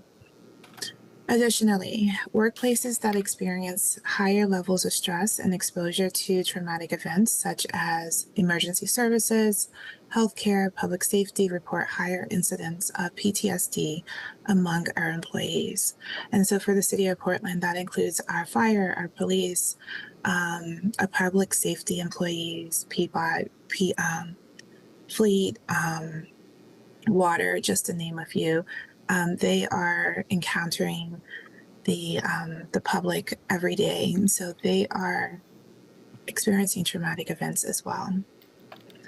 As we are committed to the health and well-being of our workforce, we are dedicated to fostering a supportive and understanding workplace environment where employees can feel safe and empowered to seek help as they need. We, as Occupational Health and the Mental Health Program, believe in supporting our employees through many different mental health resources, which includes our EAP program, Employee Assistance. And with this particular program, we provide confidential counseling services available to all city employees, as well as anyone in their household to provide support and guidance. In addition to counseling sessions, we also have critical incident stress management services that are available to our city employees during a traumatic event. So we can use our EAP to have a mental health professional come on site or virtually to debrief with our employees with whatever traumatic event that may has occurred. In addition to EAP, we also have waived our mental health services through our health plan. So that include any type of mental health services or substance abuse services as far as appointments, inpatient and outpatient care as well. Also training and education. So continuing to conduct regular workshops and seminars on mental health awareness, stress management, and coping strategies, and trauma-informed care in the workplace. Also encouraging flexible work environments or arrangements. So offering, when it's available, flexible work schedules and remote work options to help employees manage stress and maintain healthy work-life balance. And then also, open communication and transparency. So promoting an open and stigma-free environment where employees can feel comfortable discussing their mental health concerns with their supervisors and their colleagues. Also, another thing that I believe that Taisha Joel and myself have been trying to normalize is also mental health days. So encouraging the use of mental health days to ensure employees to take the necessary time to care for their well-being, not just physically but also mentally as well. And then also just another thing to bring attention to council is, as we are a very small team, also consider additional funding for resources for our employees. So committing additional funding to expand mental health resources, ensuring access to high quality mental health care, and enhancing support programs as well, and education. We encourage our employees experiencing symptoms of PTSD or any other mental health concerns to utilize these resources that we already have available and to seek help without any hesitation. We are committed to ensuring that all employees have access to the support they need to thrive both personally and professionally. Mental health is crucial as physical health, and we are here to support employees in every step of the way. We believe that prioritizing mental well-being is not only enhances the quality of life for our employees, but also improves their productivity and job satisfaction, and ultimately benefiting the community as a whole. Thank you. Thank you, Courtney. Thanks, Courtney. I'm Joel Michaels. I use he, him pronouns. I'm the city's occupational health and well-being program manager. I'm also a nurse practitioner. And I'm speaking here today both as a city manager from within the Bureau of Human Resources and a healthcare provider with experience working with people who have PTSD and other mental health challenges. Acknowledging and destigmatizing PTSD and other mental health challenges is of the utmost importance right now. For many, this is a very stressful time. With so much going on nationally, globally, and locally, there is a lot of stress for people living with mental health challenges. Within the city, city staff are facing the challenges of budgetary constraints and reorganization of work from the charter reforms being implemented. Those with underlying mental health challenges, especially PTSD, are easily triggered and re-traumatized when they feel this stress at work. From a manager's perspective, it's important to understand that PTSD impacts the workplace and that following trauma-informed care practices can help. A trauma-informed workplace keeps the person with PTSD feeling safer both physically and emotionally. It helps them feel empowered and supported while avoiding harm. It's done by applying trauma-informed principles, several of which overlap with the city's core values. Transparency builds trust. Collaboration includes shared decision-making that removes power differences. And the values of anti-racism and equity help to identify and address ongoing biases and historical trauma. It's important to recognize and discuss PTSD from a healthcare provider perspective because PTSD can be treated successfully. We have evidence-based recommendations that work. These include several types of trauma-informed and trauma-focused therapy, including cognitive behavioral therapy, eye movement desensitization and reprocessing, or EMDR, narrative exposure therapy, to name a few. And we have medications which have been shown to improve PTSD and manage associated symptoms like nightmares, flashbacks, avoidant behavior, insomnia, anger, or irritability. So thank you for recognizing June as PTSD Awareness Month, just as you recognized May as Mental Health Awareness Month. The more we raise awareness and destigmatize taking care of our mental health challenges, the more people are likely to seek effective treatments. The harder we work to live into and operationalize the city's core values and the trauma-informed core principles, the safer, healthier, more resilient, and more productive our workforce and city will be. Good morning, everyone. Taisha is back in the building. You'll probably get tired of seeing me, but this is what I do. I live and breathe the idea of how do we continue to center the well-being of ourselves and our community, not just so that we can show up and do a job or show up and hold a special position, but so that we can have a healthy, thriving, safe, comfortable community here in Portland and across the nations. For those of you that don't know me, Taisha McCool-Riley, mental health program specialist, and I'm also a clinician. Greetings to you all. As you all have heard my colleagues speak about, is June as National PTSD Awareness Month. And I'm here today to affirm that the city of Portland acknowledges and recognizes the prevalence of trauma and its impacts on community members and city employees alike. So with that being said, I'd love for us to take a moment to reflect on our past and our current realities.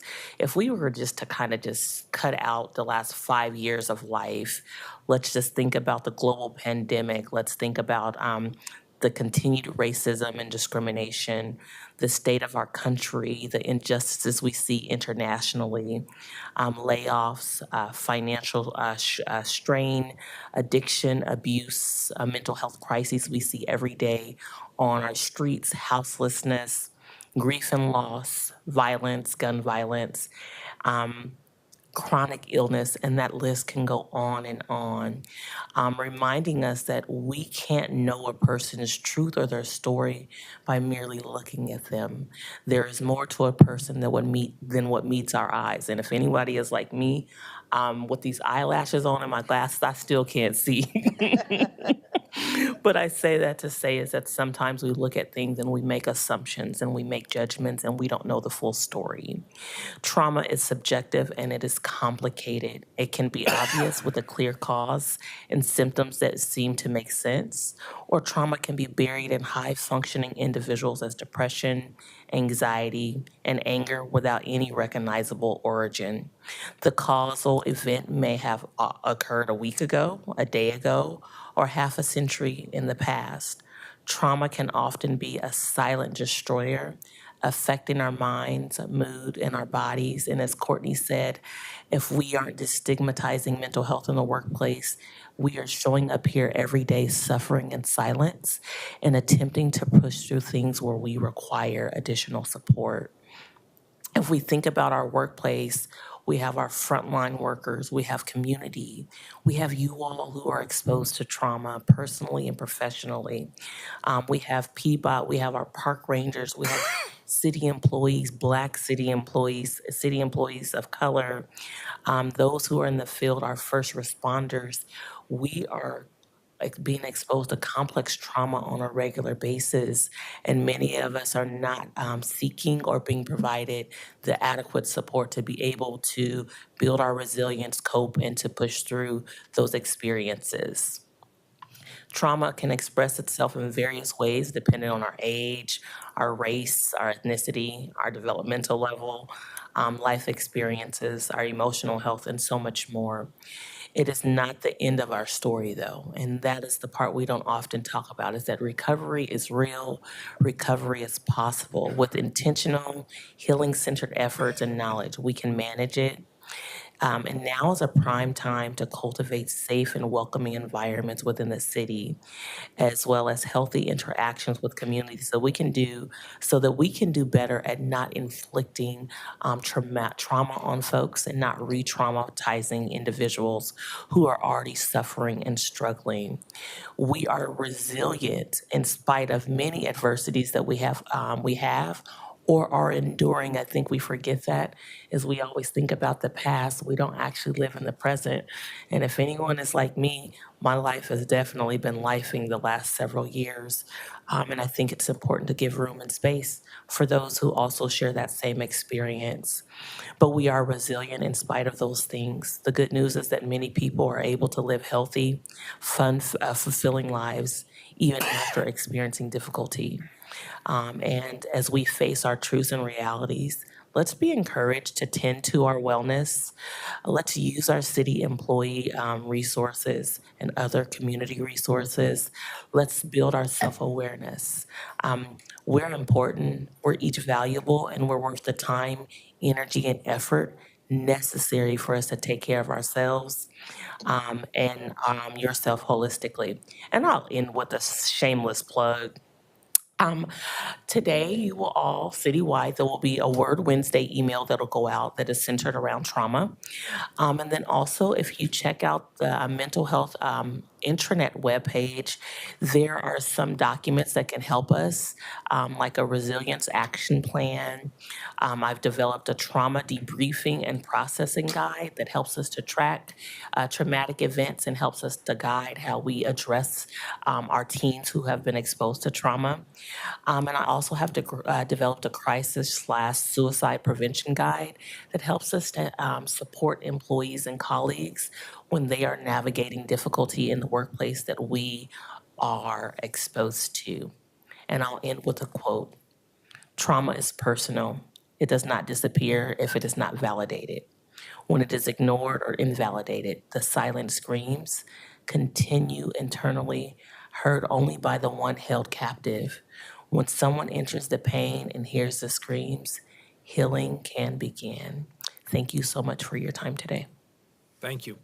And does that complete the presentation? Yes. Great, well said, well done. I'll open this up to my colleagues for comments before we read the proclamation. First up is Commissioner Maps. Thank you, Mr. Mayor. And I want to start out by thanking you for bringing this item forward. And I want to thank staff for today's presentation and the important work that today's presentation is based upon. I also want to say this. I am proud to join this council in proclaiming June 2024 to be PTSD Awareness Month here in the city of Portland. As we've learned today, the purpose of PTSD Awareness Month is to increase awareness and reduce the stigma associated with post-traumatic stress disorder. Approximately 8 million people in these United States, including thousands of Portlanders and many public servants, are affected by PTSD. PTSD can develop from experiencing or witnessing traumatic events. Trauma manifests itself differently in each individual, but the conditions often lead to symptoms such as flashbacks, insomnia, and anxiety. Now, it is critically important to support those affected by PTSD, and that's why the city is committed to implementing trauma-informed practices and creating safe environments for those experiencing trauma. And that's why I'm proud to join this council in proclaiming June 2024 to be PTSD Awareness Month here in Portland, Oregon. Thank you very much, Taisha, and thank you, Mr. Mayor. Thank you, Commissioner Maps. Commissioner Rubio. Thanks for bringing this issue to council. And I sometimes hear people use the term PTSD very lightly in a casual way about when they're stressed at home or with like when they're venting and stuff. But it's important to know that it's not a joke and it's not a laughing matter. It's an acronym that's become synonymous for anyone experiencing even a small level of stress. But as we heard you say, you've talked about the symptoms. It's more than just feeling stressed out. The truth is it's rooted in trauma. It can affect anyone. And we just heard about these things from you. And so I think there's been a lot already said. I'll just say that there's no shame in getting the help that you need to live your best life. It should remain a priority of all of us as city leaders and managers and supervisors to make sure that we're providing the support and assistance to helping those with PTSD get on a path to wellness and recovery. So thank you for bringing this forward. For many out there in the community, it's not just a month, but an everyday journey. So I appreciate the awareness. Thank you, Commissioner Rubio. Commissioner Ryan. Yeah, thank you, Mayor. Thank you, Courtney, Joel, and Taisha. It's always good to see you, Taisha. You are really everywhere. Portland is a city that cares. We're a community that stands by each other in times of need. And I'm always going to be dedicated to continue to build a network of support for those affected by PTSD. I appreciate your comments, Commissioner Rubio, because it does get used too loosely currently. This includes expanding access to mental health services, promoting educational initiatives, and encouraging open, compassionate dialogue. I want to take a moment to honor the bravery of those who live with PTSD every day. Your strength inspires all of us. and the family, friends, and caregivers who provide unwavering support. Your dedication is deeply appreciated. Let us use this month to learn, to empathize, to act. Together we create a Portland where every individual feels they are seen, they are heard and supported in their journey towards healing. And the timing of this is not lost on me. We have the upcoming holiday, and I know I have 2 older brothers and a brother-in-law who can't be around crowds of the explosions with that holiday, and they take their dogs, of course, too. And so I, again, think it's very timely to talk about that trigger that's coming up next week. Thank you, and let us move forward with compassion and commitment. Thank you. Thank you, Commissioner Ryan. Today, of course, we're taking a moment to mark a significant observance, and that's PTSD Awareness Month, a time dedicated to deepening our commitment to understanding and supporting those who are impacted by post-traumatic stress disorder. PTSD, as we heard during our presentation, touches many in our community, including veterans, first responders, and survivors of violence. This month, we focus on shedding light on their experiences and reducing the stigma around mental health. Our community's goal should be to ensure that everyone impacted by PTSD has access to the necessary support and resources. I want to thank the many healthcare providers, advocates, and community leaders who daily contribute to this important work. Your efforts are essential in supporting our community members facing these challenges. Let's commit to continue to work together to provide effective support and promote understanding for those dealing with PTSD. It's now my honor to read the proclamation on behalf of the Portland City Council. Whereas the City of Portland proudly recognizes June of 2024 as National Post-Traumatic Stress Disorder (PTSD) Awareness Month, dedicating our efforts to enhancing education, increasing awareness, and reducing the stigma associated with PTSD. And whereas PTSD can develop from experiencing or witnessing a range of traumatic events, such as military combat, abuse, terrorism, accidents, and natural disasters impacting the body's hormonal and autonomic nervous systems and manifesting various symptoms like flashbacks, insomnia, anxiety, and disturbances in relationships. And whereas approximately 8 million adults in the United States, including members of our own community and city employees, are affected by PTSD annually, which can sometimes present with confusing and unrecognized symptoms linked to past trauma. And whereas the manifestation of trauma varies greatly, and it can be shaped by one's own identity, developmental stage, life experiences, and cultural, familial, and social environments. And whereas it is crucial to promote PTSD awareness to eliminate stigma and to support those affected in seeking timely and effective treatment, as understanding, compassion, and inclusivity are vital for their care and recovery. And whereas the city is committed to implementing trauma-informed practices across our policies and processes to create safe, welcoming environments that support those who are experiencing trauma. And whereas we are dedicated to educating our staff about PTSD and trauma-informed care, encouraging the use of resources, personal strengths, and community support to foster resilience and aid recovery. And whereas recovery from PTSD is achievable with persistence and with appropriate support, highlighting the resilience of those affected who can lead fulfilling lives despite severe adversities. And whereas we all must prioritize our mental health and awareness and utilize the city or community resources available for holistic self-care, embodying the spirit of unity and compassion as expressed by Nelson Mandela. Quote, "Our human compassion binds us the one to the other, not in pity or patronizingly, but as human beings who have learned how to turn our common suffering into hope for the future." Unquote. Now, therefore, I, Ted Wheeler, Mayor of the City of Portland, Oregon, the City of Roses, do hereby proclaim June of 2024 to be PTSD Awareness Month in Portland and encourage all Portlanders to observe and engage in this important awareness campaign. Thank you. Thank you.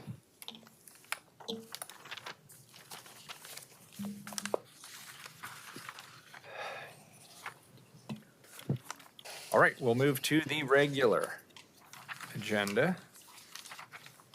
First item, please, item number 586. Appoint and reappoint members to the Structural Engineering Advisory Committee for terms to expire June 26, 2027. I'll turn this over to Commissioner Rubio. Did I get the wrong one? Which one is this one? Sorry. 586? This is a board appointment. Thank you, I'm on the wrong item, sorry.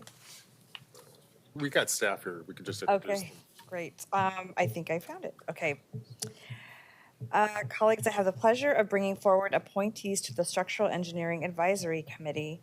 The committee is a citizen advisory body, and it advises the Director and Bureau of Development Services and the Appeals Board in technical structural engineering matters relative to reasonable interpretation and to alternate materials and methods of construction.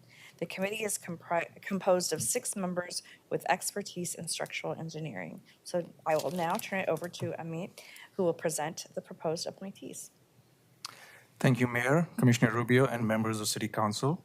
Good morning. My name is Amit Kumar, and I'm the supervising engineer with the Bureau of Development Services.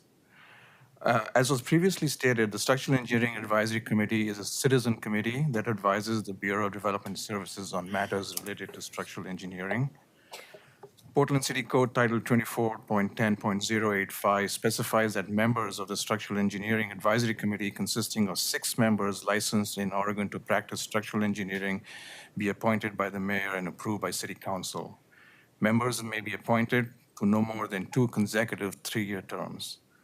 These appointments will fill current vacancies on the committee as the terms of the current members are about to expire. Therefore, on behalf of the Mayor and Commissioner Rubio, it gives me great pleasure in recommending the following distinguished members of the Structural Engineering Committee as members to their first 3-year terms on the committee. First, we have Anne Monier. Anne is the principal in charge with KPFF Consulting Engineers, a global engineering firm. Anne has 30 years of structural engineering experience in the design of new structures and seismic rehabilitation of existing buildings. She has overseen several projects in the Pacific Northwest as well as on structures around the world. Some significant structures she has worked on in the Portland metro area include the Oregon Health Sciences University's Don Becker Children's Hospital expansion, Providence Medical Center's expansion, Adidas America's North American headquarters expansion, TMT Development's Park Avenue West Tower, Portland State University's Peter Stott Center renovation and seismic upgrade, and Viking Pavilion, to name just a few.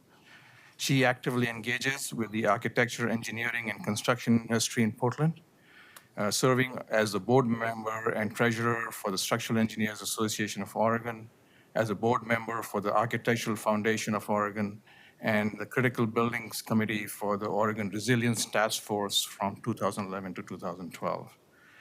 Anne believes that she can lend her experience by serving on the Structural Engineering Advisory Committee and help Portland towards building a safe and resilient city.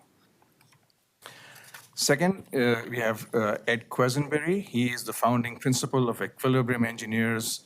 Ed has over 30 years of structural engineering consulting experience on a broad range of building types, including civic, commercial, education, healthcare, and housing facilities in California, Oregon, and Washington. Some of the notable projects he has worked on include the Multnomah County Courthouse, Oregon Zoo Master Plan, University of Oregon Pacific Hall renovation and seismic upgrade, Linfield College seismic upgrades and renovations. He is the past allied member and director of the American Institute of Architects Portland and has been an adjunct faculty member at the Portland State University. He has been the past president of the Structural Engineers Association of Oregon and the National Council of Structural Engineers Association. Ed says, and I quote, I'm excited at the opportunity to apply my over 30 years of structural engineering experience to serious discussions about creative solutions for the Portland built environment. I would hope to be a voice of reason and to have a fair and open-minded approach to evaluation of the engineering judgment of my peers. Last, we have Randall Thoma. Randall is a founding partner of ABHT Structural Engineers, which is a minority-owned business based in Portland. He has over 28 years of structural design experience, and he has designed and managed many complex projects, including multi-story office buildings, mixed-use developments, multi-family housing, educational facilities, infrastructure. Randall has experience working with different types of clients and owners, including many public agencies. Some of the public agencies include Portland Community College, Portland Public Schools, Portland Water Bureau, Multnomah County, and Home Forward. And Randall says, and I quote, "Being a person of color myself, I am fully committed to collaboration with people of all diversity and ages. I feel that this produces the best outcomes as it ensures that viewpoints and experiences of all are thoughtfully discussed and considered. I'm excited to be part of a like-minded group who will have input into guiding Portland in the direction of providing life safety for its residents in the form of seismically safe structures." End quote. In addition to the above-mentioned 3 new members, we are recommending reappointment of 3 existing members to provide community continuity on the committee. The 3 existing members whose reappointment is being recommended have served their first terms, and if reappointed, would serve their second and final terms. The first member recommended for reappointment is Hamid Afghan. Hamid is the founder and president of AI Engineering, a local structural and civil engineering, landscape architecture, and planning firm. He has been the principal for the structural design and evaluation of a variety of industrial, commercial, educational, and multi-family projects, providing in-depth knowledge of a wide range of building systems and building materials. Hamid's wealth of design and construction experience facilitates creative and economical solutions. Hamid is often asked to provide forensic engineering services as well as expert testimony and is frequently a guest speaker for forensic structural engineering. He has taught at Portland State University and Clackamas Community College. The second member for reappointment is Shirley Chalupa. Shirley is a principal with DCI Engineers with over 23 years experience in structural engineering. She has overseen numerous mass timber, core form steel, steel modular, seismic retrofit, and renovation projects throughout Oregon. She believes in preserving the character and history of the city of Portland by seismically retrofitting and reusing existing buildings for the next generation. She has preserved numerous historical buildings throughout Portland, such as the Olympic Mills, East Side Exchange, Hotel Chamberlain, among others. Shirley believes local government can benefit with engaging with community members like herself. She's an advocate in instigating respectful, meaningful dialogue about equity in the workplace.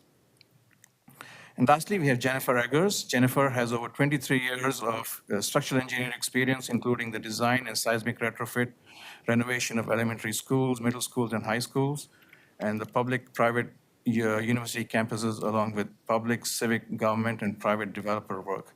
She's a principal with Home Structures, which has offices nationwide and globally. Jennifer has vast experience with seismic evaluations and/or retrofitting of existing buildings and currently serves as the Vintage Building Committee Chair for the Structural Engineers Association of Oregon. Jennifer also has experience in use of alternate materials such as FRP and evaluations using alternate technologies such as base isolations. These recommendations are based on a thorough outreach and review process and in the consideration of City and the Bureau of Development Services goals on equity, inclusion, and anti-racism, and specifically on the Bureau's commitment to racial composition of BDS's commissions, boards, and committees. It is our sincere hope that these candidates will bring a wealth of expertise and experience to the Structural Engineering Advisory Committee, and their appointments will help ensure the good work of the Structural Engineering Advisory Committee continues on behalf of BDS. The development community and all Portlanders. I would also like to take this opportunity to thank the outgoing members, Mark Tobin, Kent Yu, and Clinton Ambors, for their outstanding service for 6 years on the Structural Engineering Advisory Committee. Thank you for your time, and I'll be happy to answer any questions that council may have. Very good. Colleagues, any questions? That was very thorough. Those were excellent appointees. Do we have any public testimony on this report? No one signed up. All right, very good. I'll entertain a motion to accept the report. So moved. Commissioner Maps moves. Can I get a second? Second. Commissioner Rubio seconds. Any further discussion? Seeing none, please call the roll. Ryan. Aye. Gonzalez. Aye. Maps. Aye. Rubio. I want to thank the appointees for their willingness to serve and thank you for your good work. Aye. Wheeler. Well, as always, I'm very happy that we have people with this level of skill who are willing to work with us in the public sector, make sure that we're being accountable, that we're seeing things right, have somebody look over our shoulder and make sure we did the math correct. That's especially true in the case of this particular commission. These sound like outstanding individuals with extensive experience. And so thank you for giving us very, very high quality candidates for this. I'm happy to support this group of appointees. I vote aye. The report's accepted and the appointments are approved. Thank you. Thank you. Next item, 587. Amend Portland Clean Energy Community Benefits Code to allow a one-time transfer of interest earned in the FY 2022-23 and review by the Portland Clean Energy Community Benefits Fund Committee of Code Amendments proposed by City Council. Colleagues, this is a first reading of a non-emergency ordinance.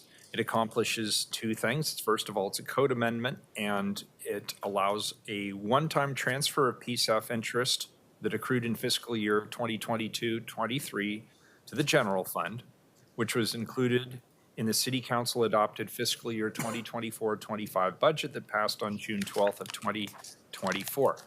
Secondly, it allows the PSEF committee to have the opportunity to review amendments to Chapter 7.07 proposed by City Council before those amendments are placed on the council agenda. These changes come to council with the support of the PSEF committee. Donnie Oliveira, Deputy City Administrator of Community and Economic Development, is here to answer any questions that anybody might have. Are there questions before we hear public testimony? Commissioner Mapps? Yeah, it would be good if, Donnie, could you come up and just give us an intuitive understanding of what's happening with the second piece of this amendment? It looks like we're doing a process change around approving amendments, just. Yeah, thank you, Commissioner. Donnie Oliveira for the record. So Commissioner, while we have the code amendment in front of you today, we thought we would take a moment to just sort of align the language in the code to better reflect how the committee is going to interact with council going forward. As we move from a commissioner form of government to the next form, it's not clear how the committee would interact with council. So this language just solidifies that dotted line approach. Okay, thank you. That sounds fine. Is there public testimony? We have one person signed up. All right. Wrongful, Gianatino Villatora. They were going to join in person. All right, I don't see them. Any further questions? If Oh, not, there he is. Where? Online. Oh, online. Hi, Ronfi.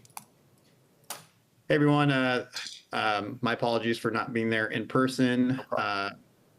Mayor, members of the council, again, for the record, my name is Ranfis Gentino Viatoro. I'm the co-chair for the Portland Clean Energy Fund. I just want to, first and foremost, just thank the leadership from the mayor and Commissioner Rubio and everyone here in the council for collaborating, working together for the past year. I know there's been some tough challenges just working around addressing some of the key challenges facing many Portlanders. And so I really appreciate the work that everyone does in council. Just to piggyback on Director Oliveira's comments here, the very much intent of the proposed amendment from the PSEF committee is, again, continued collaboration. I think a good practice here is continue to collaborate with City Council, especially in the new form of government, how we think and review about amendments to PSEF code. I think our committee believes it has unique perspectives, and I think part of creating good policy, moving forward, is always that collaboration. It is in no way intended to replace or do anything around the City Council's charge around having the purview of code changes. So with that, I just want to sort of share. I'm happy to answer any questions, but thank you again all for your leadership, and thank you again. Thank you, Ranfi. Questions? All right, very good. This is a first reading of a non-emergency ordinance. It moves to second reading. Next item, please. Item number 588. Authorize 3-year homelessness response system intergovernmental agreement with Multnomah County. Colleagues, just as a reminder, and I don't think anybody up here probably needs the reminder, but for the record, a unified homeless response system is crucial because the county has the necessary services, expertise, and funding streams that we require to be able to address the homeless crisis. In particular, the county has mental health services. They have substance use disorder treatment services. They have navigation to housing services that we do not have. And they also have access to streams of funding that can help address the homeless crisis that we do not have access to individually. It's clear, and we all agree that the Joint Office has not been wholly successful up to this point. The Joint Office has lacked coherent goals, accountability, or a data-driven approach. This new IGA addresses these issues by establishing an actionable work plan, clear oversight, and data-driven systems. That is why many, if not all of you, have demanded real oversight of the Joint Office of Homeless Services. This plan was developed with a broad coalition of stakeholders, with behavioral health, nonprofits, public safety, and housing background. It positions us to use the Metro SHS dollars more effectively, along with additional city, county, and state resources. Addressing homelessness extends beyond building more affordable housing. We need to also develop treatment capacity, create job opportunities, and construct more emergency shelters to help people get off the streets and connect them to whatever services they need to remain off the streets. We need accountability and we need action. And while this plan is not perfect, I believe it provides both. We added directives to ensure that specific issues that were raised by council members were addressed by the Strategy and Oversight Committee that would be created through this IGA. We have established benchmarks, specific performance and action benchmarks that we need to see as a city council. And if those benchmarks are not achieved, or we believe that the system is not functioning the way we on this side of the river envision that it should function, then this IGA gives us a much cleaner and easier opt-out from the IGA at a later date. So with that brief introduction, I believe there may be some additional amendments today. Mr. Mayor, do you have an amendment? I do. I'd like to propose an amendment to the IGA. I move to amend, well, first of all, before I get to the technical details, let me say this. This has been a very challenging process for this council, and I respect the changes that my colleagues have brought forward. Commissioner Ryan and I have had numerous conversations about one aspect of this much larger document. We have an honest disagreement. The disagreement surrounds the question of the Strategy and Oversight Council. And Commissioner Ryan, with a majority of the council last week, passed an amendment that would add 3 voting members to the Strategy and Oversight Committee. While I agree with Commissioner Ryan and the council majority that those voices are critical voices and that they should be represented in those discussions, I disagree that they should be voting members. I believe this particular committee, which is one of several, the Strategy and Oversight Committee, should be made up of elected officials who are accountable directly to the public. There should be those other voices through ex officio members, and there are already other ex officio members. So I agree with Commissioner Ryan and his logic that there should be service providers represented, that there should be business interests represented, that there should be taxpayer interests represented. I agree with that. I just don't think from a functionality perspective, they should be voting members of this committee. Some of those voices are already included in other committees as well. So I move to amend section 1.1.1 titled Membership in the HRS IGA to read the following, and bear with me, this is technical. The SOC is comprised of 5 voting members, the county chair, the city mayor, 1 city commissioner, 1 member of the city council, and an East Multnomah County city elected official. The SOC will also include not more than 7 non-voting members, 3 of which are 1 business sector representative, 1 behavioral health expert, not a current provider with the parties, and an SHS taxpayer. The county chair will serve as the chairperson of the SOC. The city mayor will select the member from the city council, and the county chair will appoint the member from the county commission. The parties will jointly approve the business sector representative, behavioral health expert, and SHS taxpayer. Can I get a second? Second. Commissioner Mapp seconds. Thank you. Colleagues, are there any other new amendments that you would like to propose? Yes. I'm sorry, where? Section 7. It should be what? 7.1.1. I think you just said 1.1.1, so it was just correct. So the Oh, language okay, is right, we just okay, referred so to the I move wrong- to amend section 7.1.1 titled membership, and then the rest as I read it. Sorry, I've been reading a lot today. I appreciate it. Commissioner Ryan has an amendment. Thank you, Mayor.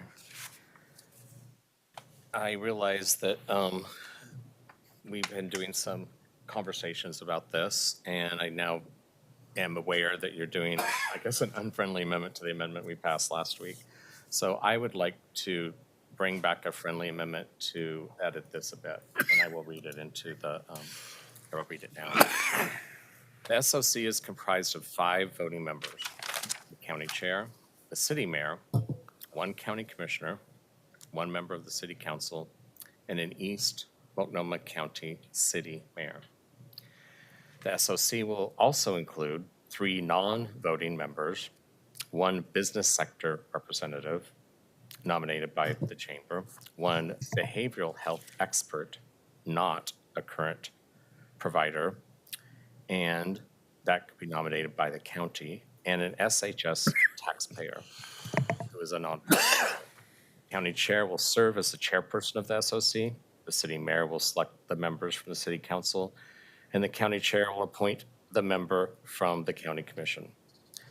The parties will jointly approve the business sector representative, behavioral health expert, and SHS taxpayer. Commissioner Ryan, can I ask for a clarification on this one? Are you done? I am done. So I'm just comparing the language that you Yeah. just proposed to the language that I think is in the mayor's proposed amendment. I think the difference is you take out not more than 7 non-voting members. Is that the only edit you're making, or is that the edit you're making here? And adding the mayor as the East County, the East County elected has to be a mayor. Okay. Yeah. Yeah, I was trying to not have it grow beyond 7. What's that? So could I ask? Sorry, we're passing this out. Okay, could I ask a clarification on that? And I think I think we might have. So We have it, and I just, it's still 7, correct? You're just saying 3 of the 7 has to be the 3 representatives that you described. Yeah. So there will be those 3 for sure, and then there are the other 4 ex officio members that were already envisioned. Is that correct? So it's a total of no more than 7. Correct. No more than 7. Okay, But the so- other 4 are already been established. Correct. Yeah. So And they're voting So members. and they're non-voting. They're ex officio. The So 4. there's 7 ex officio. With this, there would be, currently there's 4 ex officio, non-voting members. And I'm going to ask staff to come up to clarify. So Sarah This is and what it's Skylar, like I want to when make we sure I get do- this right. It's all in the details. So there are currently 4 ex officio members. Commissioner Ryan, I believe your intent is to add 3 additional ex officio members, 1 who is a service provider, 1 who is a taxpayer, and It's 1 an who's a expert in business. behavioral health. Correct. Yeah, the way you described it, correct. Can I jump in just to kind of, Perhaps. I think the crux of the debate right here is whether or not ex officio members are voting members. Commissioner Ryan, is it your intent to give for the folks that you add to this group to be able to vote, to be voting members or non-voting members? I'm going with the flow. You know, I'm definitely a disruptor, but I'm not an obstructionist. So I'm trying to figure out how to get the right people at the table, because my lived experience as a person who was elected 4 years ago was that if we didn't have people like that at the table, we wouldn't even have Built for Zero passed. Sure. I'm just getting back to what I've experienced and making sure that at that table of influence, we have the right cross-sector voices at the table. I appreciate that. And also, I want this to pass next time when it goes to the voters. And so the people that came out to support it from the business community, who really endorsed it, worked hard to get it passed, and it really basically been shut out much of the last 4 years since it's been implemented, that they're back at the table. So we can build some momentum for this to also be passed when we go back to the voters. Got it. But I think the core of this debate right here is, or let's just clarify your intent. So we have ex officio members. The mayor says ex officio members shouldn't have a vote, an official vote. And are you saying they should? I'm saying that we should reduce the number of non-voting to 3. And maybe there's been some confusion since this has been going back and forth quite a bit. Mr. Mayor, as I listened to the mayor last week, and if I listened to the many lobby calls coming at me from the industry, it's that they didn't want the people that we were adding to have a vote. The assumption in all of those phone calls were that the other 4 would have a vote. Okay, Mr. Mayor, I'm kind of having a hard time following the plot. Can you kind of translate what Commissioner Ryan? No, I can't, because I'm hearing 2 different things. So, I mean, is it 7 or is it 3 ex officio members? What are you proposing? Well, Mayor, why don't we start with what you initially proposed? Okay, I'm proposing up to 7, no more than 7. And they're all 3 non-voting. Correct. They're ex Even the officio. elected officials. No. Okay, So you that's have, what I need to right, there you go. So we have the 5 elected officials, 2 from the city, 2 from the county, 1 from East County. That totals 5 You're voting proposing members who are the East elected. County be a mayor, and I'm fine with that. Then the ex officio members, there are currently 4 ex officio. They are not voting, but they are sitting at the table. They are participating. They're providing input. They're there every step of the way. You're adding 3, as I understand. Not 7. Correct. You are adding 3 to the 4 that currently exist in the language, and they will be 1 business sector representative nominated by Portland Metro Chamber, 1 behavioral health expert, not a current provider with the parties, nominated by the county, and an SHS taxpayer, and you have who is not a Portland resident. Is that correct? Trying to keep the geographic diversity. Correct. Okay. I have a Commissioner question. Rubio has a question. So, Did that help, Commissioner Maps? Not really. I still don't understand what Commissioner All Ryan. Are the ex officio? Do the ex officio, Commissioner Ryan? Should the ex officio people have a vote, or should they not have a vote? I think that's, at least as if I'm I reducing understand it the from debate. 4 to 3, and they will not have a vote. I'm conceding that. Okay, the math isn't working for me. Can we take a 10-minute recess? 11:34, we'll reconvene in 10 minutes. good. Let's see if we can iron this out. Can we have staff please get together?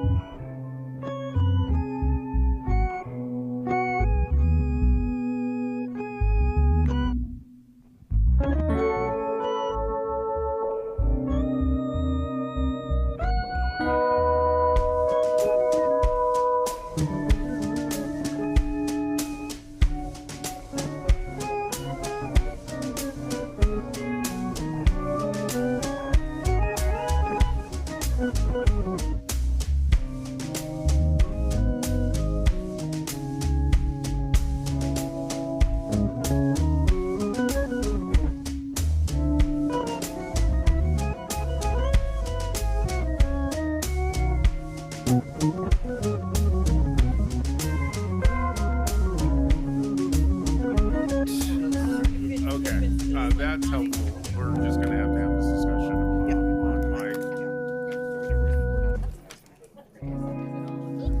Can we actually have this conversation on the record just so everybody is clear. So Commissioner Ryan, thank you for the. Your camera's not on. My camera's not on? I'm trying to be helpful to people at home by not having my camera on. There we go. Close-up's really necessary. No, it's not pretty. It really isn't. Any rate, so my apologies to everybody at home watching. Commissioner Ryan, thank you for the convening, and I did not participate because we have a quorum issue.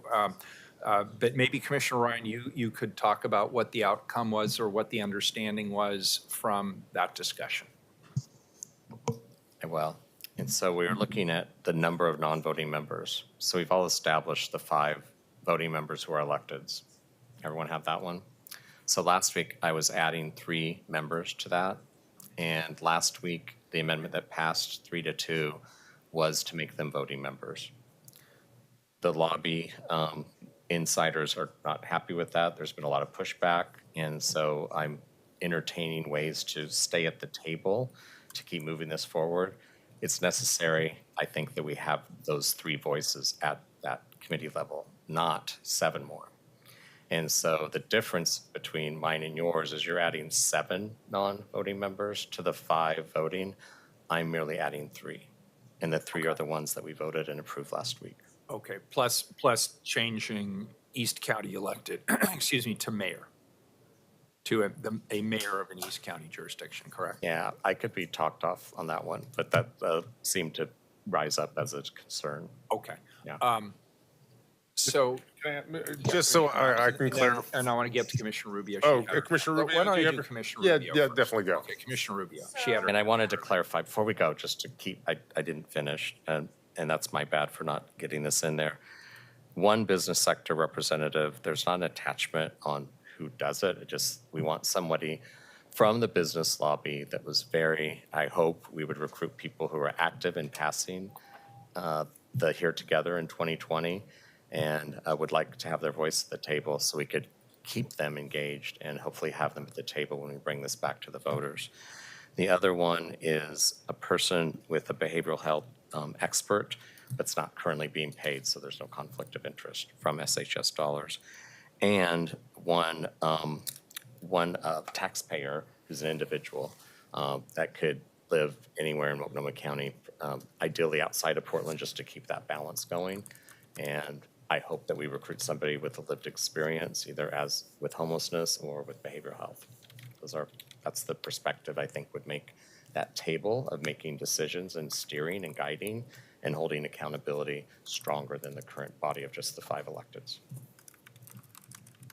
That I can concede with not allowing, with them not being voting, since MAPS voted yes on that, so I can do the math, so that will pass 3-2.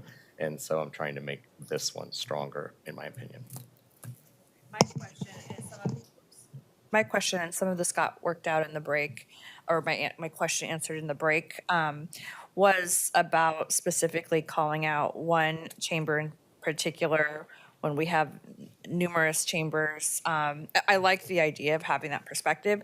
I just want to make it inclusive, and we have a lot of minority Multnomah chambers. County business Yes. lobby. So with that understanding that we can change it to be an inclusive Multnomah County Chamber member of any chamber or organization, business organization. Yes, my attachment there is more the candidates that, in my opinion, should rise to the top are those that were actively working on the SHS passage in 2020 and those that have been critical friends since then. Commissioner Maps. Sure. So I'm trying to follow how this discussion has evolved, and I think it's evolved considerably over the course of the morning. So one question on the table was, should ex officio members have a vote? And it seems like there's now a consensus in the room that ex officio members should not have a vote. That's correct? It was correct after you seconded the mayor's amendment, because again, I can do the math, and that means that you would vote for that 3-2. Yeah. Got it. So now the basic debate is how many ex officio or non-voting members we have, and it seems like the options are 3 or 7. Is that roughly correct? And then within that, there's a question of who gets to nominate those either 3 representatives versus 7 representatives. Colleagues, I'll tell you, I'm a little bit agnostic on that. I think I'd like to hear some dialogue between the mayor and Commissioner Ryan on which answer is best, unless you guys agree on a solution. So let me ask a couple of questions then, if I could, and I'm going to ask of staff. So my reasoning for, as drafted, the 4 ex officio members were non-voting. And then I added in through my proposed amendment, the 3 members, as Commissioner Ryan had described them, also as ex officio non-voting members for a total of 7. So I added his 3 to the 4 that were already included. Can you describe what the 4 that were in the original base ordinance, what those 4 ex officio members represented? Yeah, thanks, Mayor. So those 4 members, as delineated in the IGA, are Home Forward, the independent housing authority in the region, Metro Housing Director, and a coordinated care organization like Health Share of Oregon, for example. And then another representative to be identified, and that would be identified by the Steering and Oversight Committee. So that 4th person was not specified who they would be. The idea behind those 4 members, or at least those 3 that are clearly listed, and I believe this was the understanding, is that those 3 are the biggest kind of payers into that system. So whether it's the Health Share as like the leader of the board of all the hospital groups and all of the healthcare representatives in the region, or Metro, obviously with SHS tax, is providing a lot of the funds that would flow into this system specifically. Home Forward, being the independent housing authority, really runs the majority of affordable housing within the region. So that was the idea, to have them sitting on the committee but being non-voting members. And Skylar, is it your impression that given that they are largely funders of this system, that their voice at the table would be important? Yes. Okay. I'm not sure what, I could probably, if we add Commissioner Ryan's 3, I don't have a problem removing the 1 discretionary member, if you will, but it seems to me those other voices are important voices to have as we're making strategic decisions, as they are the funders of the system. Are they already involved in the system? All those are pretty commonplace players, so they're already in the system, they're already at some tables, correct? They are at some tables. I think the thinking— That's the difference then. Is definitely that the Steering and Oversight Committee will create the bylaws, will create the charter for this system, and having the biggest funders kind of into that system, they thought made sense, is my understanding. Okay. I might just offer up, I mean, when you talk specifically about Metro, you know, they're already extremely prescriptive in terms of corrective action requirements to the county. They have a giant stick, and I almost wonder if we're giving them too much of a stick by putting them in this role. Again, I'm responding in real time to the various points, but if I get Commissioner Ryan's fundamental point, is that we have some really important stakeholders in terms of who pays the taxes that have largely been excluded from the development of our houseless policy in the region. And Metro is not one of the people that's been excluded from the dialogue here.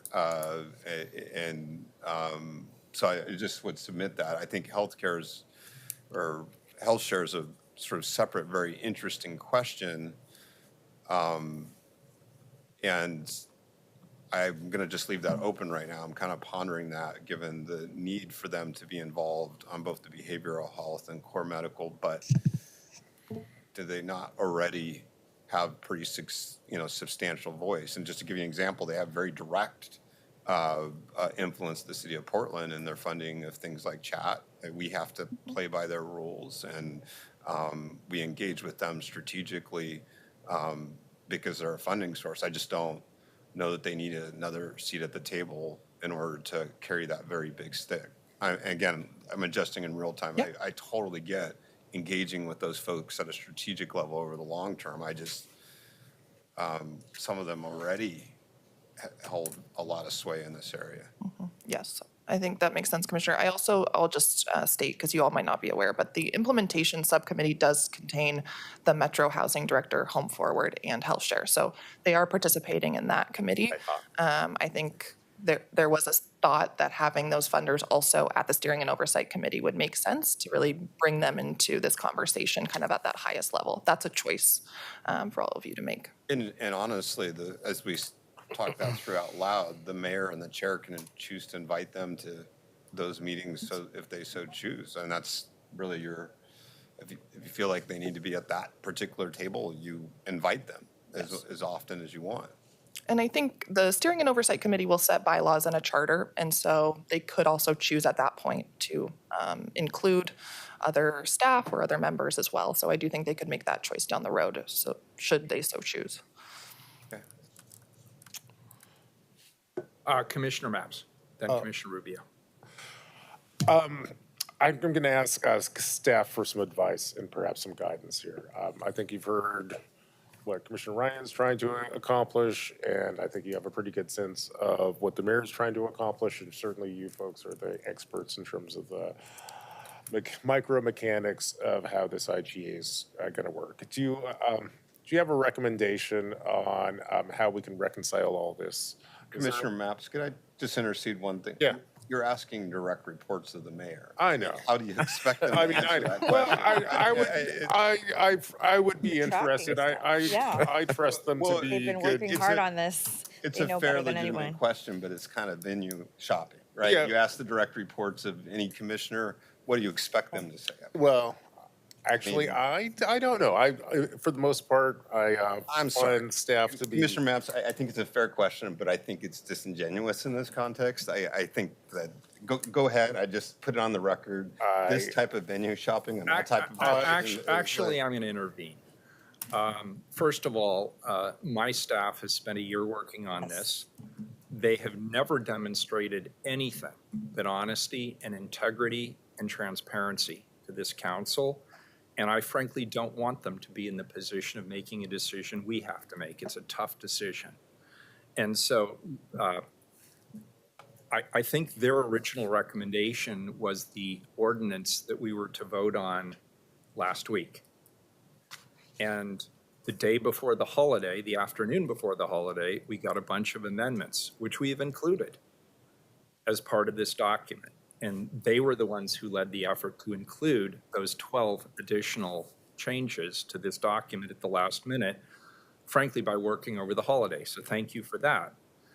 I think we're close here, Commissioner Ryan. I don't think we're very far apart. From my perspective, I just want to make sure I understand. It sounds like these important funding organizations are at the table elsewhere. And as Commissioner Mapps indicated, they could be invited to sit in the room. They could be asked their opinion by members at the table. There's nothing that precludes the elected officials from saying, I want to hear from Health Share on this matter before we make a decision, or I want them to present, help us better understand. So I actually have less concern about that now that I've heard it, to be honest. Can I say something? Yes, Commissioner Rubio. So, I agree with the Metro Housing Director is at different levels. That feels out of form with the other ones to me personally. And that's a staff level, role, which important, but maybe not at this table. I do think that Health Share should be there because I think that's the way to make them also buy into the plan and have a stake in what's happening. I think that's critically important. I think that's what's been missing from a lot of this. So I worry about taking Health Share off. Also, Home Forward for the same reasons. So I actually support keeping everything we discussed, but just keeping Home Forward and Health Share and then putting Metro, having them have multiple other points of entry. Unless it's a leadership level person, that would make sense to me. So Commissioner Ryan, Commissioner Rubio has offered a friendly amendment to a friendly amendment. Can we close the gap there? Needed a second for the friendly amendment? I don't. We're not there yet. We're having a conversation. Yeah, we're still. Stay with it. Yeah. I heard what Commissioner Rubio said, and I get the reasoning around health share. I really do. That makes sense. They haven't been at the table. They're a provider of revenue and expertise on knitting together what's been too often ignored at the county's homeless response around behavioral health and mental health. Home Forward is a provider that receives a lot of money from the coffers of the taxpayers of the city and the county, and I don't have the same sentiment about them being at the table. I actually share Commissioner Ryan's concern about recipients being in this particular context. I think we need their feedback. At a strategic level, I wouldn't put what to me is akin to a vendor at a strategic guidance level. Funders are one thing. That's nothing personal about them, but I have some trepidation on that. Commissioner Rubio, I am intrigued about your point about health share, though, and I'm thinking this through my head. I mean, you have the behavioral side of it and the medical side of it. And when we're thinking about a system for homeless, Commissioner Ryan's amendment called for a behavioral health expert that's not a current provider. That actually checks the box of the primary voice that I would think of. But is it, when you're thinking of a system, the health share component related to medical for homeless, I'm just trying to parse out what actually health share, because health share kind of brings potentially both sides of that. I'm just trying to understand more what we're solving for there. Commissioner, I hear you. I am just going also on the fact that it got elevated to the point that they should be at a leadership level. And I'm assuming there is reason and discussion for that, and that there has been lengthy dialogue around why. So I'm not going to pretend to know why, but maybe we can ask staff what was the thinking behind health share. Do you want to go? So HealthShare, it's a coordinated care organization. They have the most members kind of those coordinated care organizations in the region. Their membership is largely Oregon Health Plan members, so Medicaid and Medicare members. And so the idea was a lot of the folks that were served under the homelessness response system would also be HealthShare members. And previously they hadn't necessarily been at some of the tables where we were making those decisions. This idea was, to your point, Commissioner Rubio, to integrate those systems with also our shelter strategies, our housing strategies, and to make sure that we were implementing accordingly. And so that's why they're present at the implementation table, but it was also thought that maybe they should be at the steering and oversight committee as a non-voting member so that they could provide some strategic guidance, they could educate about the different programs that were in place, and they could represent their membership who are largely the Venn diagram is largely a circle of the folks that we're serving in our sheltering strategies with the HealthShare membership as well.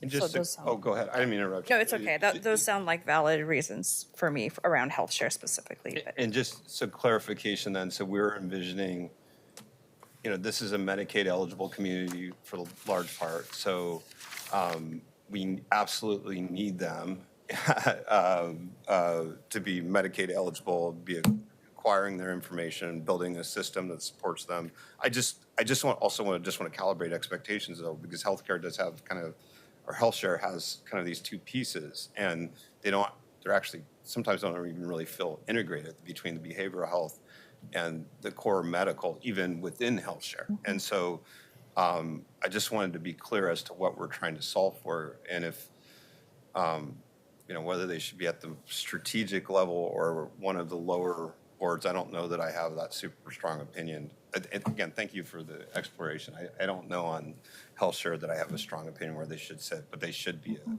a stakeholder in some respect. Yeah, and I'll just say one more thing. I think for similar reasons, I understand what you're saying about Home Forward. My concern is for similar disconnection reasons, though. So for accountability and for alignment, they do bring in national, federal resources, and that is that would be my concern too. Not because they are bringing a system or a perspective of business as usual. It's more concern that where we could fully leverage out what they have to bring to bear, there might be opportunity we're leaving on the table. That's my concern. That probably is the thinking too, to sort of have a more productive alignment of their resources with these resources at the leadership level. So I think it makes sense. I mean, I don't have a strong opinion about that one, but I do about health share for sure. But I'll probably defer to the mayor because his team has been working on this for a long time, so. Well, Home Forward, as you indicate, brings federal resources to the table. And so they have to be involved at some level. Yeah, they are. Health share has to be involved at some level. County has to be involved, or excuse me, the Metro has to be involved at some level. And I want to acknowledge that Commissioner Ryan has taken a big step here from where we were last time, insofar as they are not voting members, they are ex officio members. So I want to acknowledge that Commissioner Ryan has put a compromise on the table. So from my perspective, this isn't necessarily a hill to die on. There's a much bigger picture here. And I think what we could do, unless anybody has specific questions, why don't we hear public testimony? I know I have invited some testimony, people who bring some broad perspectives to this IGA. And I think we have a couple of people who will want to testify on the amendments since, first of all, is Commissioner Ryan's amendment on the table yet? I don't believe it's been. It's not on the table right now because we were editing it in real time. That's why Do you we want to did- leave it open for now and you can put it on the I table want to later? say this before the testimony so people can see how this is moving along. I agree about health share along with Commissioner Rubio. I think that was a really great add-on today. I don't have the same sentiment about Home Forward. And so I would be fine editing this friendly amendment to friendly amendment to friendly amendment to add health share as a non-voting member. The rest are so embedded in the system. And I want to end with saying that these additions help us really shake up a system that has been so rooted in the housing first model. And no one disagrees that housing is important. It's just that we've been struggling to bring in mental health and behavioral health into this conversation. So this gives us the rope and also the independence of voices outside of the system. So I'm getting very satisfied that the non-voting composite is giving us that balance that will keep the pressure on to keep improving the system. Commissioner. I'd like to get to public testimony, but a question for staff, maybe you could educate my team while we're going through public, is really understanding the flow of funds related to Home Forward to and from the joint office, because I'm actually not very clear on that. I understand what they do generally in the region, and I understand they have other sources of funds, but how it flows to and from the joint office, I don't know. So if you could educate my team while we're listening to public testimony, I would be appreciated. Happy to. Great. And at some point, I think, Commissioner Ryan, if you were going to put an amendment on the table after public testimony, we need to go through it again and make sure that we have the language correct. Based on our transparent dialogue that we just had, we can now put together an amendment on what we just heard. Okay, and so TJ's working on that. Okay, great. Yeah. Good. Public 4. testimony. We'll start with invited testimony. We have a couple of folks. Do you have that list or do I have it? I have it. Of course I do. One moment. I just have a question. This was a second reading before when I went home last night. So how did we know we were going to have testimony today? Usually on second readings. I did as the presiding officer. I have discretion to bring testimony. My read of the room when we sat down last time was the IGA was in mortal peril. And so I thought it would be important to bring some of the community voices that worked with us over the course of the last year to develop this IGA to give their perspectives. Okay, just And wanted to make think sure that you'll was be in the record familiar since it was a new with procedure. virtually each In my and 4 every years, one it's of the first time I've these experienced it. individuals. Great. So we're going to hear both invited as well as testimony for the public. Testimony will be both on the IGA, as I said, as well as on the specific amendment. Each testifier, Keelan, will be limited to our usual 3 minutes. First, we have Andy Mendenhall, who is the CEO of Central City Concern. Andy, thanks for being here.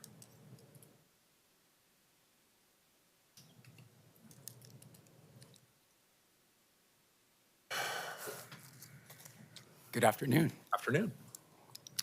Mr. Mayor, members of City Council, thank you for allowing me to speak today in support of the proposal for adoption of the new intergovernmental agency with Multnomah County. For the record, I'm Dr. Andy Mendenhall, CEO and President of Central City Concern, known as CCC.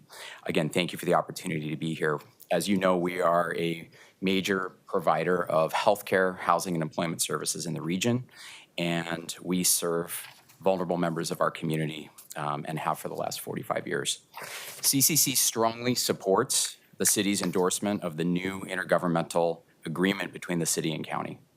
We believe that adopting the new Homelessness Response System IGA ordinance is needed and will bring positive outcomes to our region for a couple different reasons. The first reason I'd like to highlight is that this IGA acknowledges a renewed and strengthened relationship between the city and county and amplifies alignment and commitment to key strategies to resolve the homelessness and behavioral health crisis harming our region. Second, the Multnomah County Homelessness Response Action Plan addresses our community challenges in the appropriate size, scope, scale, and forms of intervention necessary to heal some much neglected areas of investment. This plan was developed with the broad base of experts and stakeholders, including direct input from those experts through the Portland Central City Task Force convened by Governor Kotek in the fall of 2023.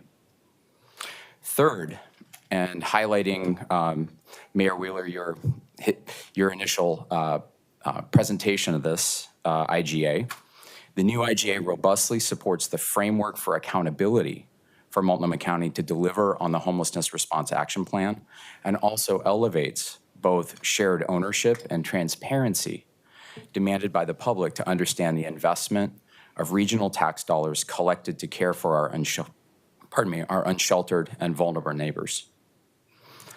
Supporting this new IGA is an important commitment to partnership and the deployment of a critical systemic plan and investment to respond to our homelessness and behavioral health crises.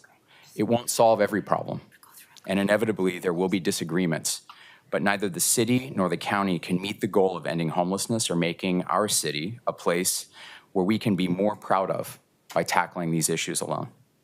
We're optimistic about the Homelessness Response Action Plan and its strategic direction, and urge you to support the Homelessness Response System IGA ordinance. Thank you very much. Thank you, Dr. Mendenhall. We appreciate your leadership. Next up, we have Mindy Statlander, the CEO of HealthShare of Oregon. Thank you for being here. You probably have much to say. Yes, please educate us. I have the following questions. Oh, good afternoon, Mayor and Commissioners. So my name is Mindy Statlander, and I'm the CEO of HealthShare of Oregon. HealthShare is the state's largest coordinated care organization, and we work with a variety of partners to administer the Oregon Health Plan for more than 450,000 people living in the Tri-County areas. Many of those constituents are the same as the ones that you work to serve. Much like you talked about, I think we all have work to do around integration, both within our housing system, within our medical community, and within behavioral health services. And I'm so excited that you're on the precipice of leading work that's going to do that very thing. I'm here to testify in support of the Homelessness Response Action Plan and urge you all to move forward with the IGA with Multnomah County to support this important work. We're at a critical point in time, and I am fully supportive of this plan. It's actionable, it rapidly expands our shelter capacity, it ensures an organized housing navigation and care coordination system that we don't have right now. It increases access to much-needed behavioral health services and identifies specific strategies to better serve community members of color and LGBTQIA2+ individuals who are also experiencing houselessness. From a healthcare perspective, recognizing the link between homeless services, behavioral health, and medical services is critical to making sure not only that we do a better job of serving the community members we're all charged to serve, but also that we're good stewards of taxpayer dollars. I want to emphasize, though, that any plan is only as good as the implementation. As you all have championed, we have spent far too long planning while community members suffer, and it's time to get to work. The most important part of this plan is the accountability for execution that comes with it. The city, county, a broad array of community stakeholder staff like me and members of my team will learn and adjust as we implement this plan. And we've already seen improvements through things that you've prioritized around shelters and safe rest villages, and we're positioned to do more. So with your leadership and oversight, we can improve the lives of Portlanders and the vibrancy of our city. Thank you. Thank you. And could I ask a question? You heard some of the discussion here around the dais. Did you have a particular opinion one way or the other? You know, I really respect your leadership role in setting the framework around who you need at the table. We will be here to support the implementation of this work in whatever capacity you see fit. Great answer. Well done. A+. We're the politicians here. That was good. we need Campaign her. training school 101. Next up, we have Chief Day with the Portland Police Bureau. Chief, thank you for being here. Well, good afternoon. Afternoon. So, Mayor, thank you. Commissioners, thank you. I just want to share quickly, I got a text on my personal phone this morning from a buddy of mine. He was with some other men last night, and they were discussing a dinner they had last Friday night at Andina at 13th and Gleason. And they said, you know, we were down there a year ago, and it was discouraging because it was surrounded by boarded up windows, graffiti, and more. We were concerned about our safety, as was the staff. Last weekend, it had changed significantly. Businesses are back with windows clear, and the restaurant is doing well. And I want you to know that I hear that regularly, and I attest that to all of your leadership and all of the bureaus, and to see the city really working together. And it's not just about the police, so it's just wanted to pass on that encouragement. I also have enjoyed, probably one of the few, the robust discussion, whether today or last week's council, that I pay attention to around these issues. And honored just to share for a few moments my thoughts on why I support this. And I have my own very transparent concerns around some of our processes and cooperation and partnerships with some of our fellow public leaders. But I really have a lot of confidence in the mayor and his team. And I want to thank Skylar Rockerknapp and others who worked on this, because they were very intentional on including a public safety lens in this conversation. And my understanding of this agreement is it provides for some additional resources for public safety, specific even law enforcement. In the next week or two, I'll be taking my team to tour Unity, where there will be some additional beds set aside with the commitment that we will have opportunity to take people who are a danger to themselves or others, or intoxicated, unable to care for themselves. This is a service that we have not had since the Sobering Center was closed back in 2020. We're in 2024. And I know that the county is moving forward on trying to establish a new center, but this stopgap will be a great opportunity for us. And I look forward to seeing the renovations they've done, and then their willingness to commit to partner with us. And having this in place and having us to be able to have influence in that with the new guardrails that are put in to this agreement to give the city a more of an influence in the decision-making is critical. You also heard from Dr. Mendenhall. We work very closely with CCC on many different initiatives. So I appreciate his leadership and forward thinking, and I know that this is going to create additional treatment options and areas where we step in specifically. So I share many of the council's concerns and thoughts about going forward. It's not lost to me. It's a significant chunk of change, and it is the taxpayers' money. But I believe that the mayor and the team have done a great job including us in this conversation. I wanted to make sure you were aware of that. So thank you for your ongoing support. Appreciate it. Thanks, Chief. Appreciate it. Next up, Nate Takara, Incident Commander, Street Services Coordination Center. Hi, Nate. Thanks for being here.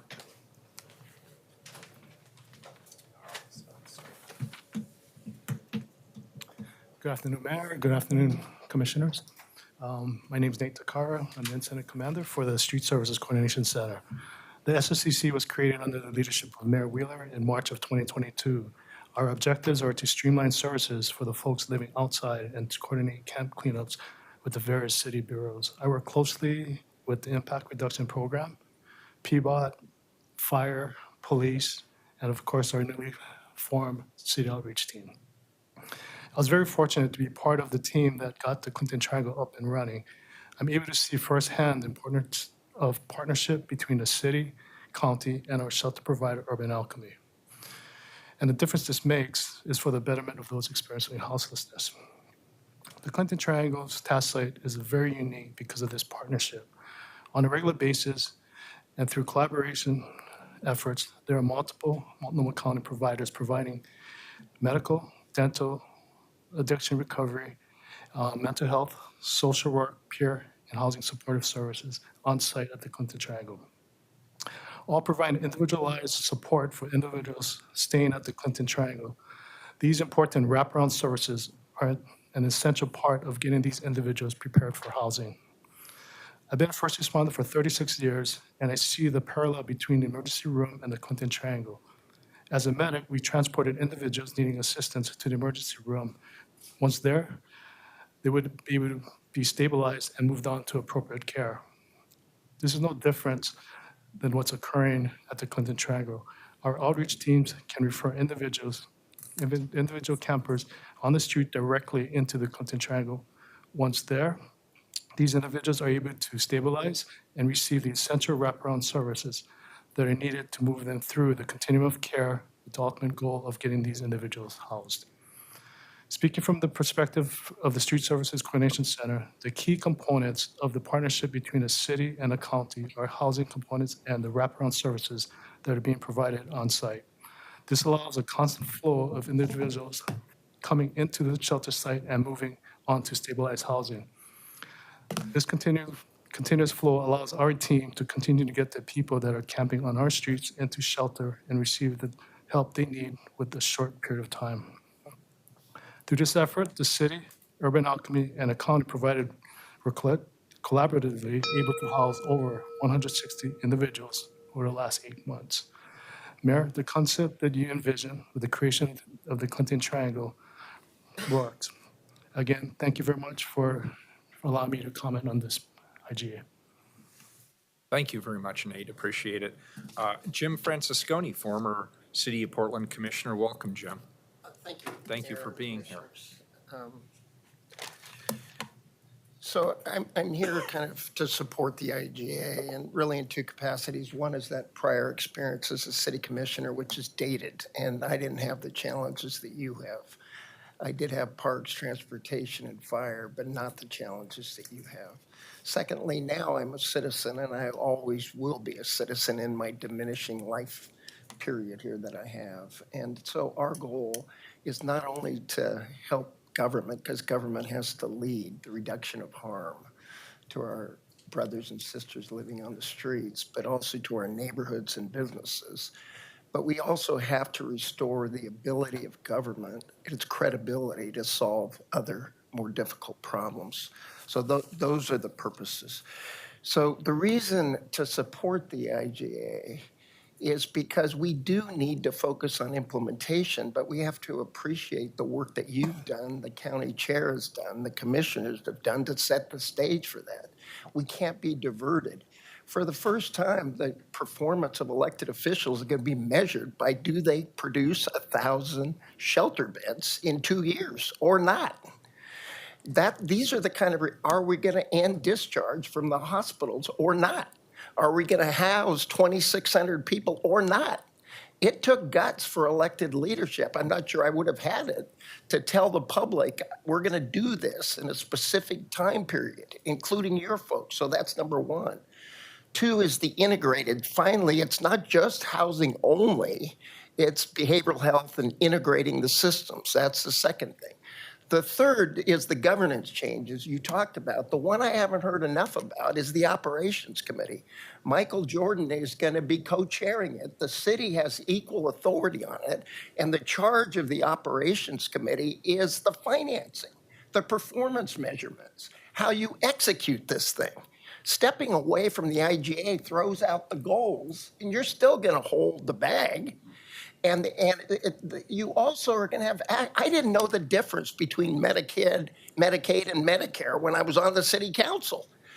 Accessing, as Commissioner Gonzalez said, those Medicaid dollars with leaders like Mindy, who are sitting here, and Andy, that are volunteering to help, that's what you want. Plus, the state and the federal government have to do more for Portland and Multnomah County.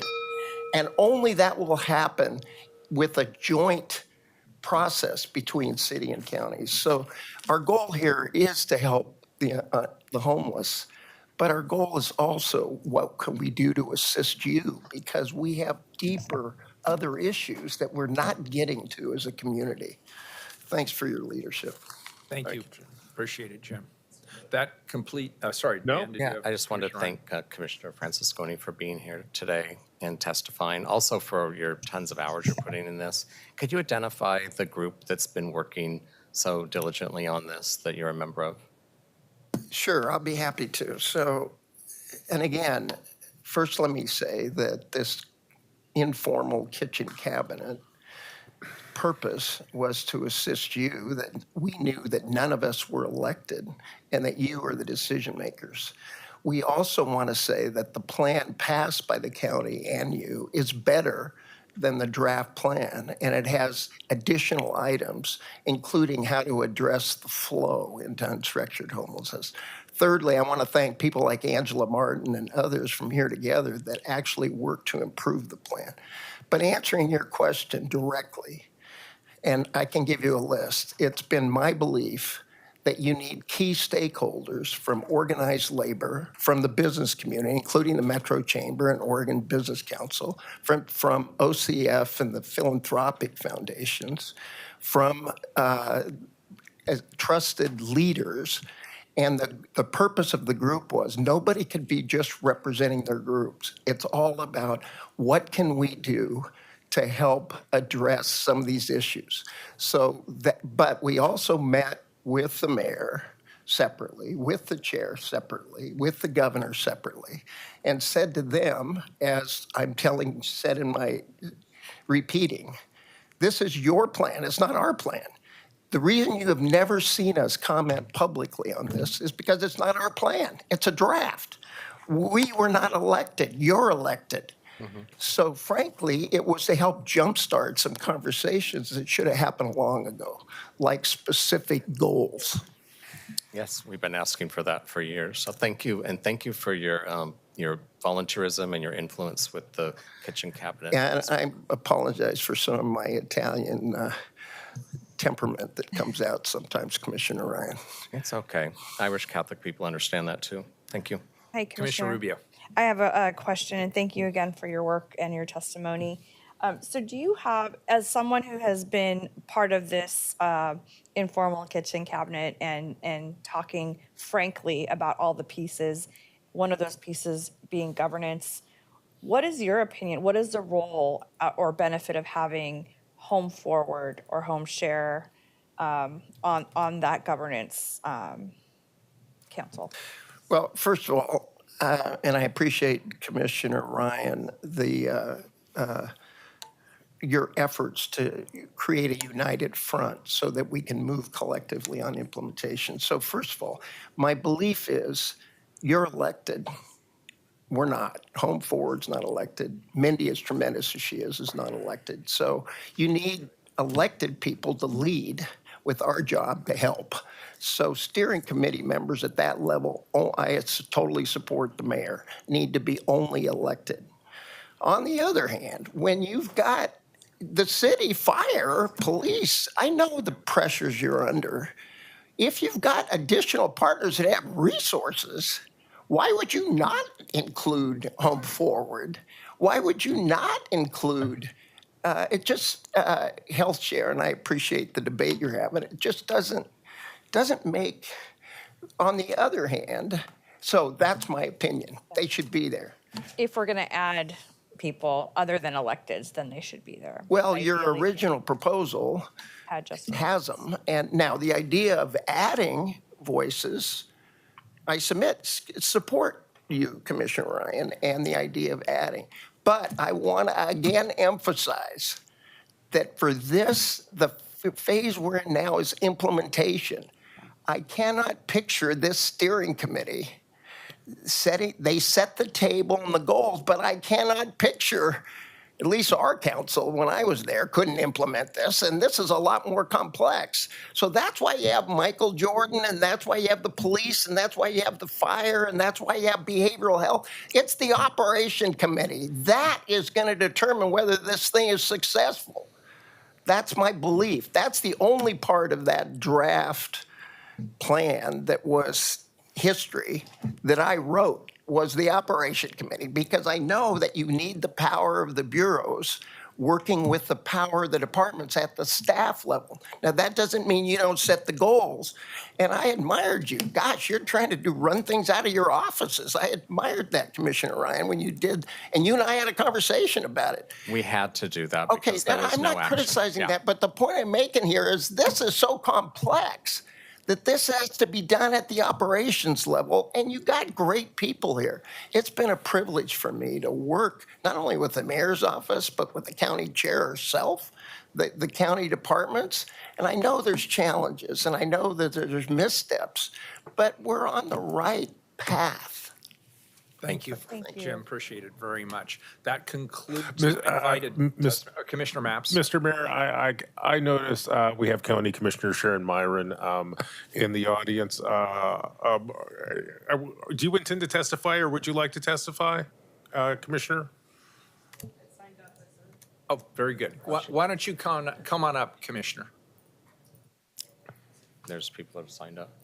And In she's addition on to this, invited. she's on the list. She signed up. Public correct? testimony. And she was actually first, right? She signed up third for public testimony. Okay, well, she's first now. Yeah. Come on up. How much public testimony is there? Three. Three people. Okay, thank you. Welcome, Commissioner.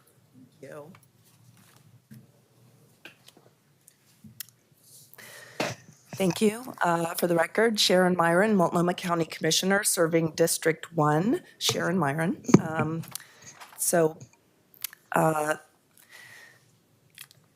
This is not an IGA. It's a CYA. This is not a plan based on meeting identified specific needs or setting achievable goals to break with our shared history of unmitigated failure. It's a series of false promises built on faulty premises meant to make people believe things have changed from the last time the city and county put their heads together. Not that long ago. We're investing in marketing without having designed or created a product. I appreciate city councilors asking some real questions last week, and they didn't seem placated by the superficial responses they received. I appreciate Commissioner Ryan proposed an amendment around leadership of the steering committee, and that some basic accountabilities measures, which are missing, were proposed in a directive. But adding 3 people to the sea of politicians directing governments isn't going to change our system. There are no teeth to the requirement of the directive, and the county's just going to be able to keep manufacturing numbers that don't reflect reality. We've tried this approach before when the county set a goal of getting 300 people off the street in 6 months. They ended up with 7. Nothing in this document contemplates any changes to the process that failed so publicly and miserably. Now the number's 2,599. Like that means anything. Why not 2,600? Why not 2,598? This ought to be an answerable question, but it's not. There's no justification for selecting the goal, and there's no understanding of what's needed, the costs or timelines or procedures necessary to get there. It's just meant to sound good. Here are the fundamental questions we should be able to ask and answer if we're going to approve a whole new bureaucracy at a cost of hundreds of millions of dollars to address homelessness.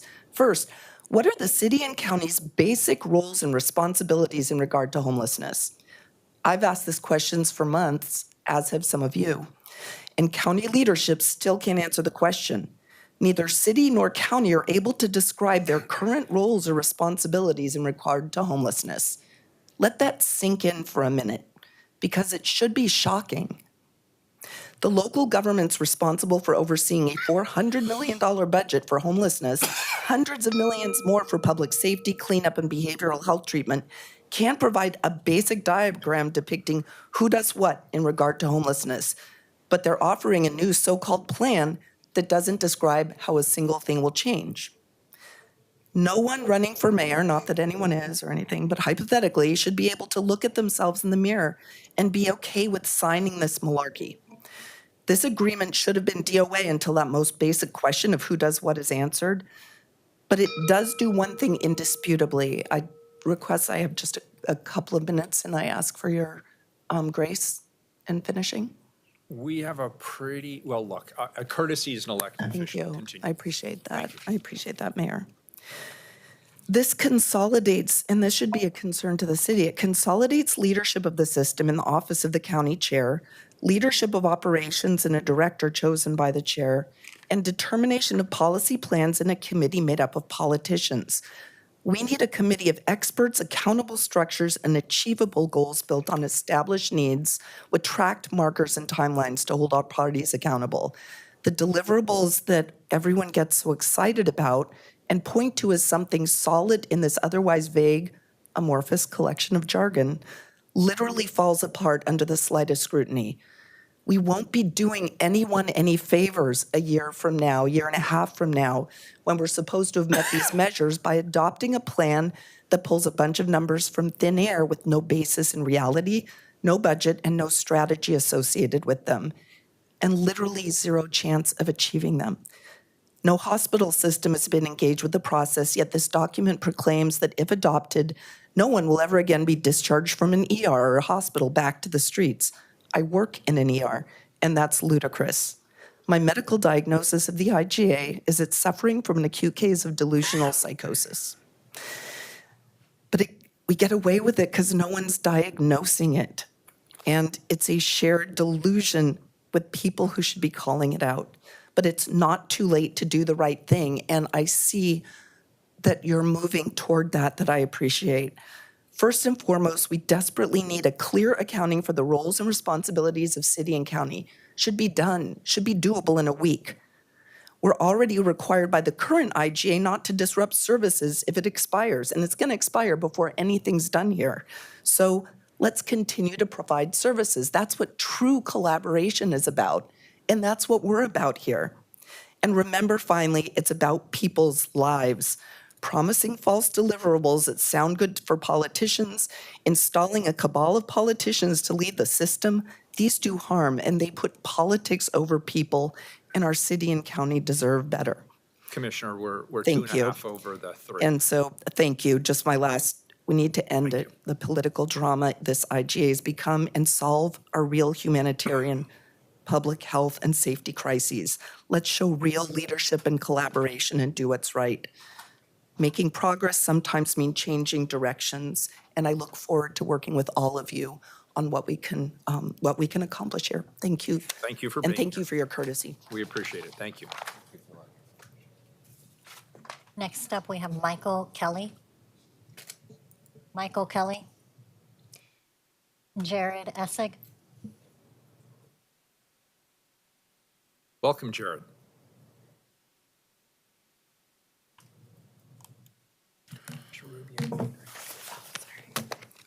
Thank you. Good morning, Mayor Wheeler, councilors, and Commissioner Myron. My name is Jared Essig. I was houseless in Los Angeles for 3 years under the Eric Garcetti administration before moving to Portland. I was vehicularly housed for a winter here in Portland. I'm disappointed that there's no one else with lived experience proposed as a member either voting or non-voting to this committee. Since Portland is a destination on the Oregon Trail, unlike Boise or Grants Pass, which are merely waypoints, efforts to criminalize poverty and push houseless people away are less likely to be successful here. And the city and county should focus on promoting social, economic, and geographic mobility instead. Now, people talk about housing first or behavioral health services first. I think both of those are errors, although sometimes one or the other might be appropriate. Maybe you could get the Chinese Benevolent Association to provide Qigong classes in Old Town instead of, plying people with psychopharmaceuticals as a solution to the alleged mental health problems, which do exist. And PTSD Awareness Month should make you aware that it's not always material causation that's a factor here. And, Aristotle has to get brought back to the universities when you talk about efficient and final causation in nature. People want meaning in life.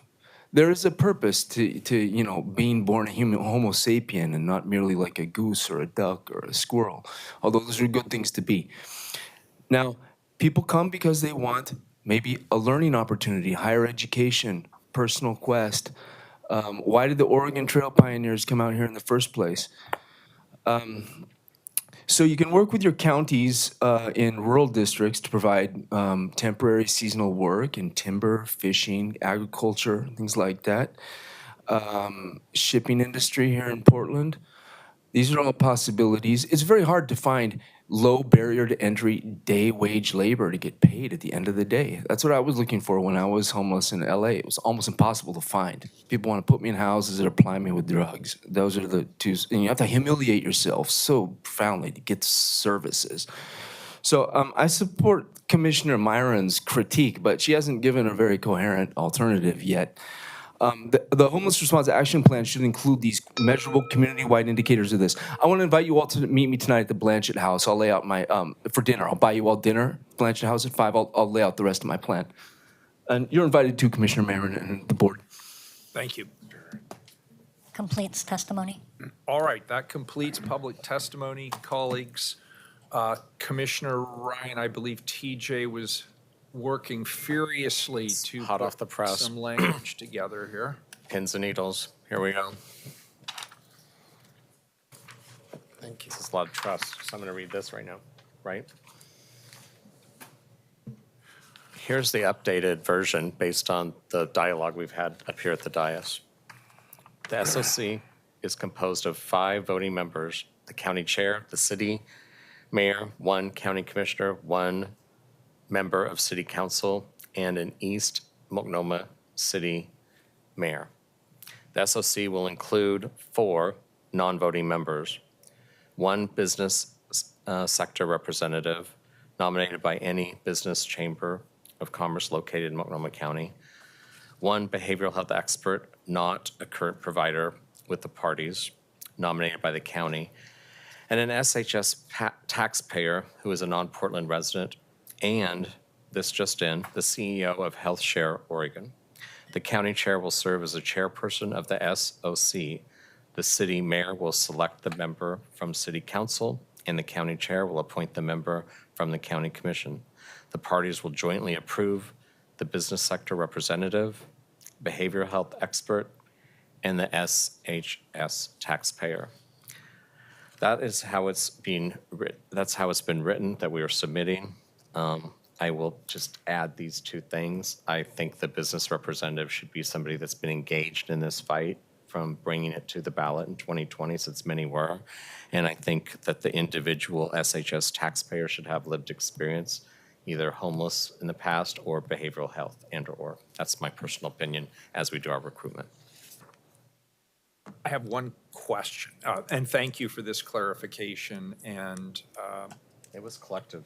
Yeah, I appreciate it. So just operationally, how do you pick the ex officio, the non-voting member from a chamber located within Multnomah County? Operationally, just how do you see that working? Can I supplement that question? It's a little bit of a question for legal counsel, because the final sentence of this clause does address the approval of those positions.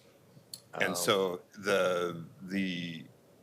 but it's hinged on the parties as opposed to the voting members of the committee. So is the parties, I just am supplementing your question. So you're asking who are the parties? Yeah, is the parties is the county and the city here? Oh, we have a lawyer coming. Heidi's going to jump up and answer. I think this partially answers your question, but Okay. it Yeah, may well, not completely answer. So but let's hear that first, and maybe that will clarify. Good afternoon, Mayor, Commissioners. Heidi Brown, Chief Deputy City Attorney. I think the parties were intended, because the parties to the IGA are the county and the city. So that's my understanding of that reference. But if we want to amend it to just make that very clear that the parties, comma, the county and the city, but that would be the normal understanding of that term in this context. And is it implied that that we then vote on those appointments at both the city and the county? That the city and county would jointly approve. Yeah, because the parties That's what are I the thought. I city just and the wanted to make county. sure that we had Yes. that moment. So it may not fully answer your step-by-step question, but the end result is both the city and county have to approve those 3 folks. Yeah, and weirdly enough, my thinking was it creates an odd dynamic in terms of the various chambers. They are individual organizations. They have specific objectives and reasons for existing. And I'm trying to decide how we would pick from amongst the chambers. You have the African American Chamber, you have Business for a Better Portland, you have the Portland Metro Chamber. How do we decide which chamber? Can I partially answer that? Yeah, sure. That'd be up to you and the chair. I mean, that's in some respects. I mean, I think it is the parties would ultimately, so I mean, each one could, I think, nominate, I'm sorry, and Heidi could answer, but I think each one could nominate.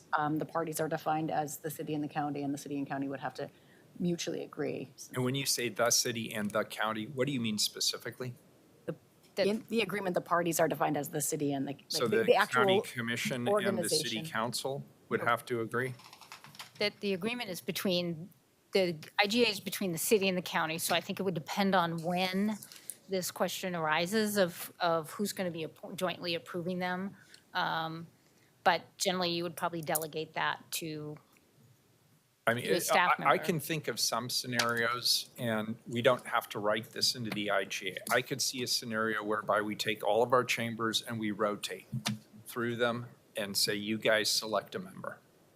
And then 6 months later, you select a member, a year or whatever the time frame. I mean, that's one strategy. But I just want to point out that this is a potentially sticky wicket for the electeds, because the chambers, they're not all unified in their viewpoints.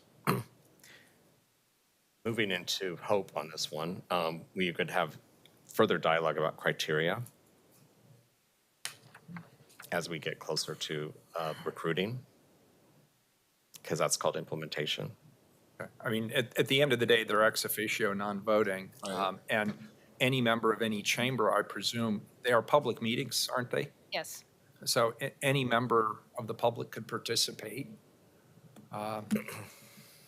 Okay, I think I've gotten as far as I can get on that. Commissioner Gonzalez and then Commissioner Rubio. Or was that your question? I had a separate one, I guess. But you know what?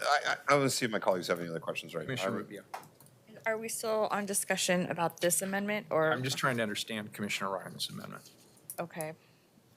I want to introduce another amendment. I don't want to hold up this amendment, but I was going to add my own amendment. Okay, so let's find out whether there is a second for Commissioner Ryan's amendment as offered. I second. Commissioner Gonzalez seconds, so we'll call that Ryan 1. So we have Wheeler 1, we have Ryan 1. Commissioner Rubio. So I would like to, I make a motion or would like to make an amendment or propose an amendment to add Home Forward as an ex officio member, or however we need to say it, that's in alignment with Health Share Oregon, how they're represented. Can you help us, Heidi? Oh, I'm happy to. I just wanted to clarify one thing, that information I got back from somebody who's been working on this more closely than me, which is that the committee was not set up to be a public committee. It's a public body. So, Mayor, in answer to your question, would it be open to the public? Then it's going to be up to the committee because okay. they're not set up, I guess, as a governing body. Okay, thank you for Okay, that clarification. But the body itself could invite whoever they want and ask them to testify and ask their opinion, correct? Absolutely. Could any individual member of the voting body invite people to testify? That is a good question, and it would depend on how they set the committee up and what authority they granted to each committee member. Okay, so they would have to create their own rules as a Correct. first. Okay. They'll adopt bylaws and other rules to govern their structure. Okay, so if I understand the flow here, so there is the amendment I put on the table. Then there's Commissioner Ryan's amendment that potentially amends, if you will, the amendment that I put on the table, assuming it passes. It may not, but if it passes, then Commissioner Ryan's amendment would amend mine, correct? Or does it replace it? I think what I had heard, and Commissioner Ryan, you can correct me, but what I heard is you put an amendment on the table and Commissioner Ryan separately put an amendment to his last week's amendment on the table. Okay, so I does think you Commissioner- have two separate amendments Okay, to does Commissioner Ryan's then include all of the other language that is included in Wheeler 1 except for the changes that he has specifically outlined here. I believe so, yes. Okay. And then Commissioner Rubio, and keep me honest here, if Thank I you. understand, then if Wheeler 1 passes and Ryan 1 passes, Rubio's is actually an amendment to Ryan 1, correct? Correct. Okay. Ryan 1 being today. Yes, because I already have that voice included in Wheeler 1, right? Yes. Yeah, there are, because I had 7, one of which would be the home forward. So your amendment would only, assuming it's seconded and it's on the table, only applies if Ryan 1 passes. Do I have that right? Well, except that your TJ amendment. agrees with me. I like the cut of your well- jib, young man. You'll go far.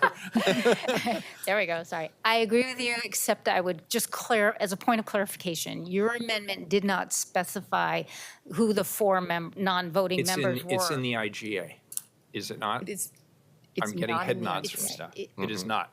That's why I Not was asking specified in questions the about it. IGA, so, Can I get clarification from staff on the record, please? thank you. Thank you.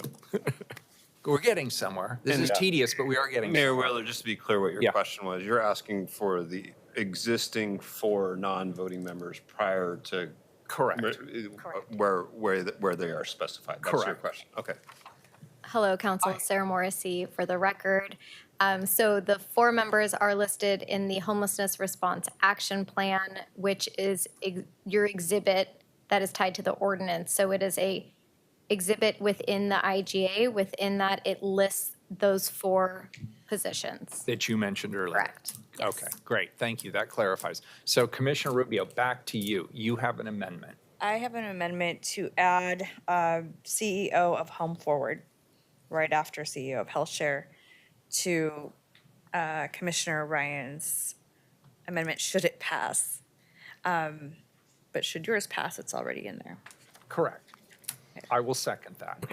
So we have Wheeler 1, we have Ryan 1, and we have Rubio 1. And legal counsel, if I understand our conversation correctly, we should vote on them in that order, correct?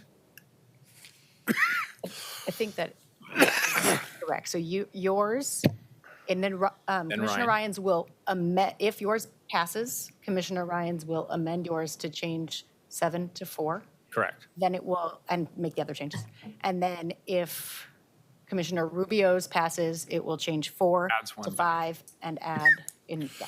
So I think that's how it will work procedurally.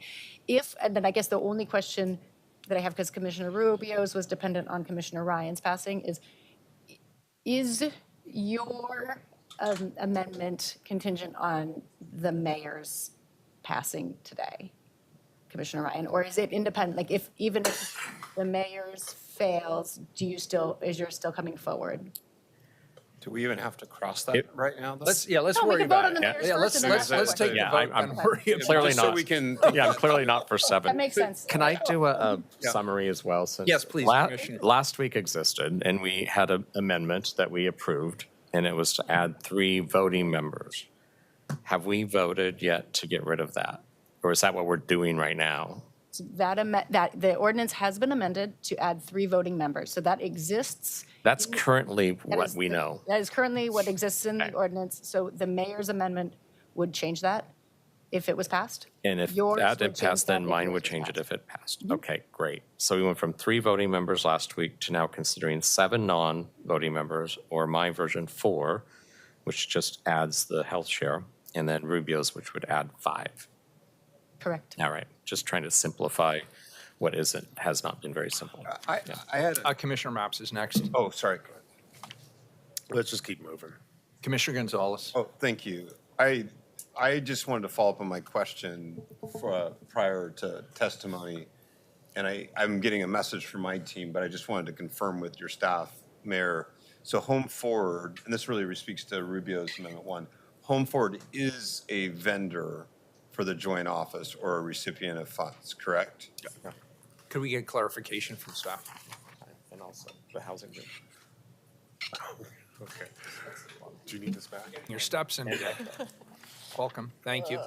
Mayor and Commissioners, for the record, Skylar Brocker Knapp, Mayor's Senior Policy Advisor. And I think we've crossed over. Good afternoon. I'm Stacy Boracay, she and her pronouns, Deputy Chief of Staff to Chair Vega Peterson. Happy to take your question, Commissioner. The joint office, Home Forward is a vendor of Multnomah County, both through the joint office and Department of County Human Services. I think if we looked at the pie of Home Forward's allocation from Multnomah County, it's fairly small. They're the federal recipient of federal dollars coming into Multnomah County.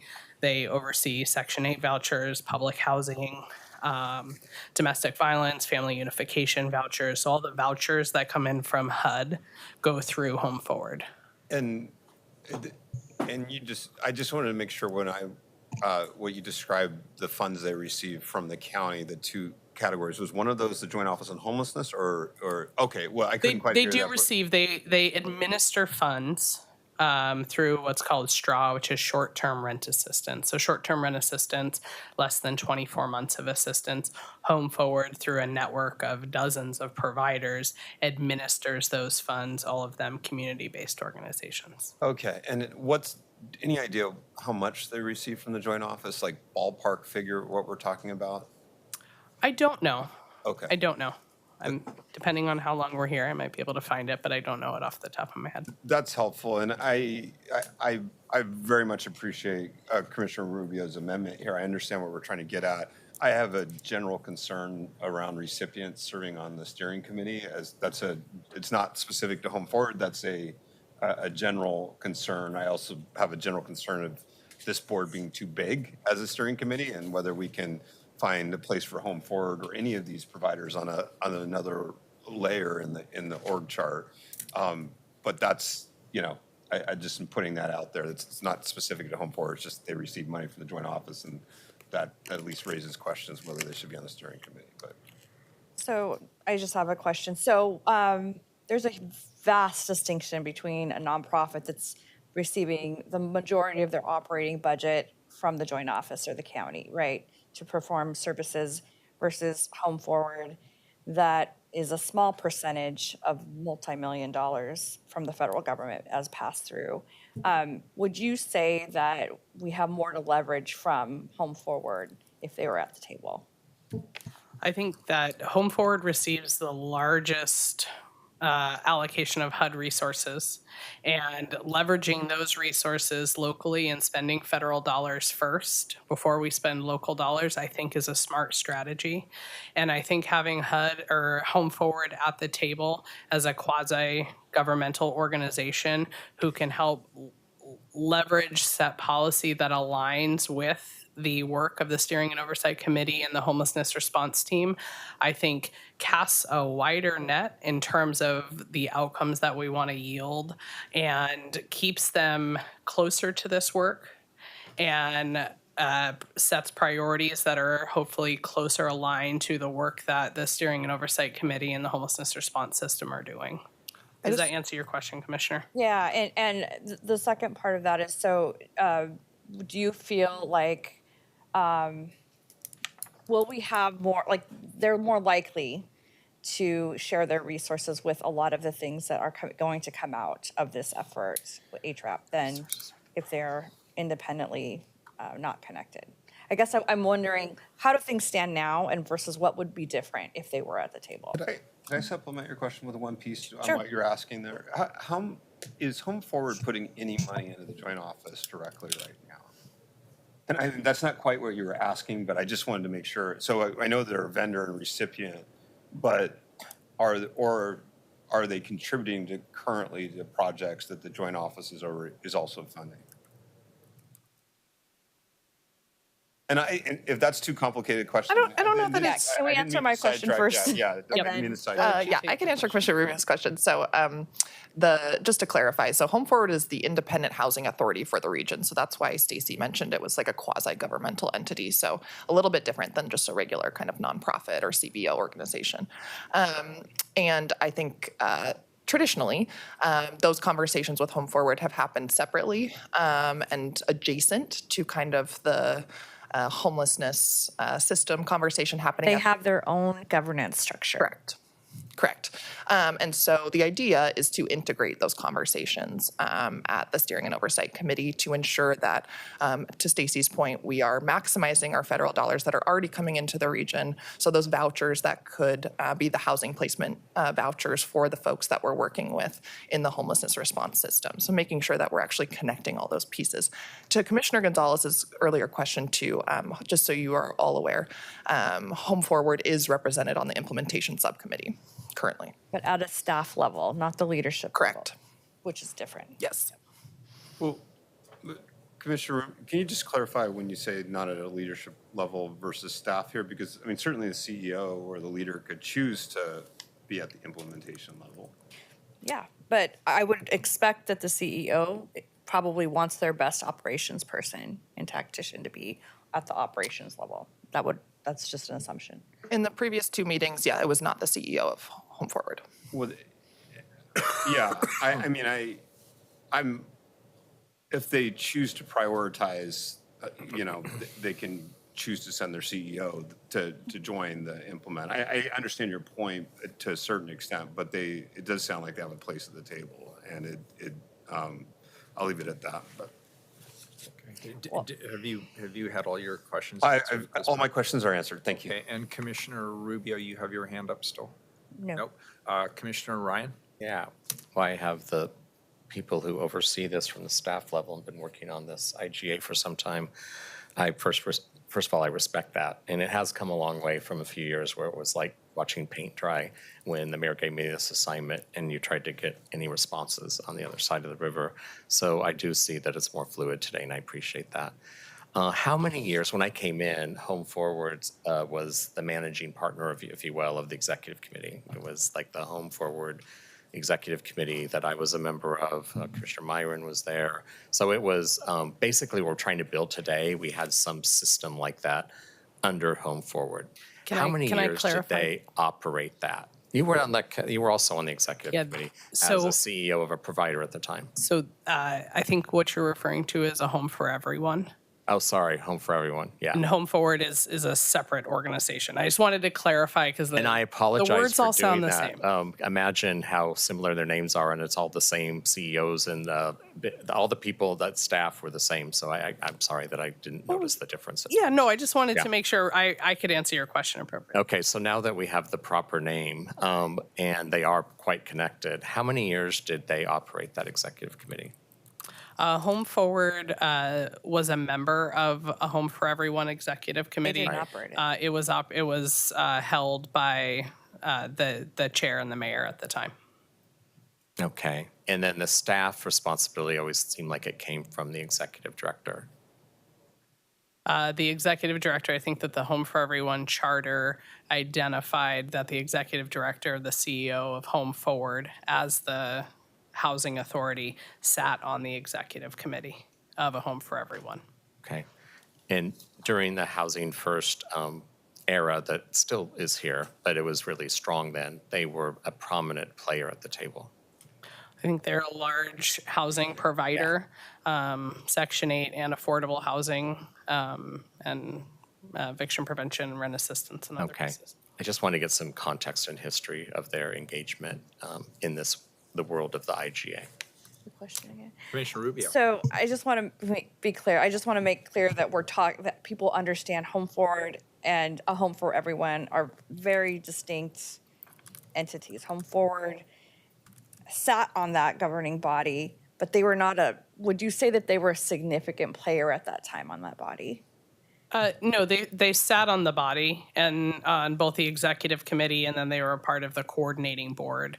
The coordinating board membership was at the staff level. Their participation on the executive committee, which I know Commissioner Ryan sat on, was their CEO or chief executive. Okay, thanks. And that's why I brought it up, because it appeared.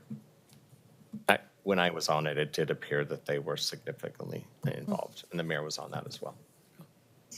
Great. I think we've gotten to the vote. Please call the roll on Wheeler 1. Ryan?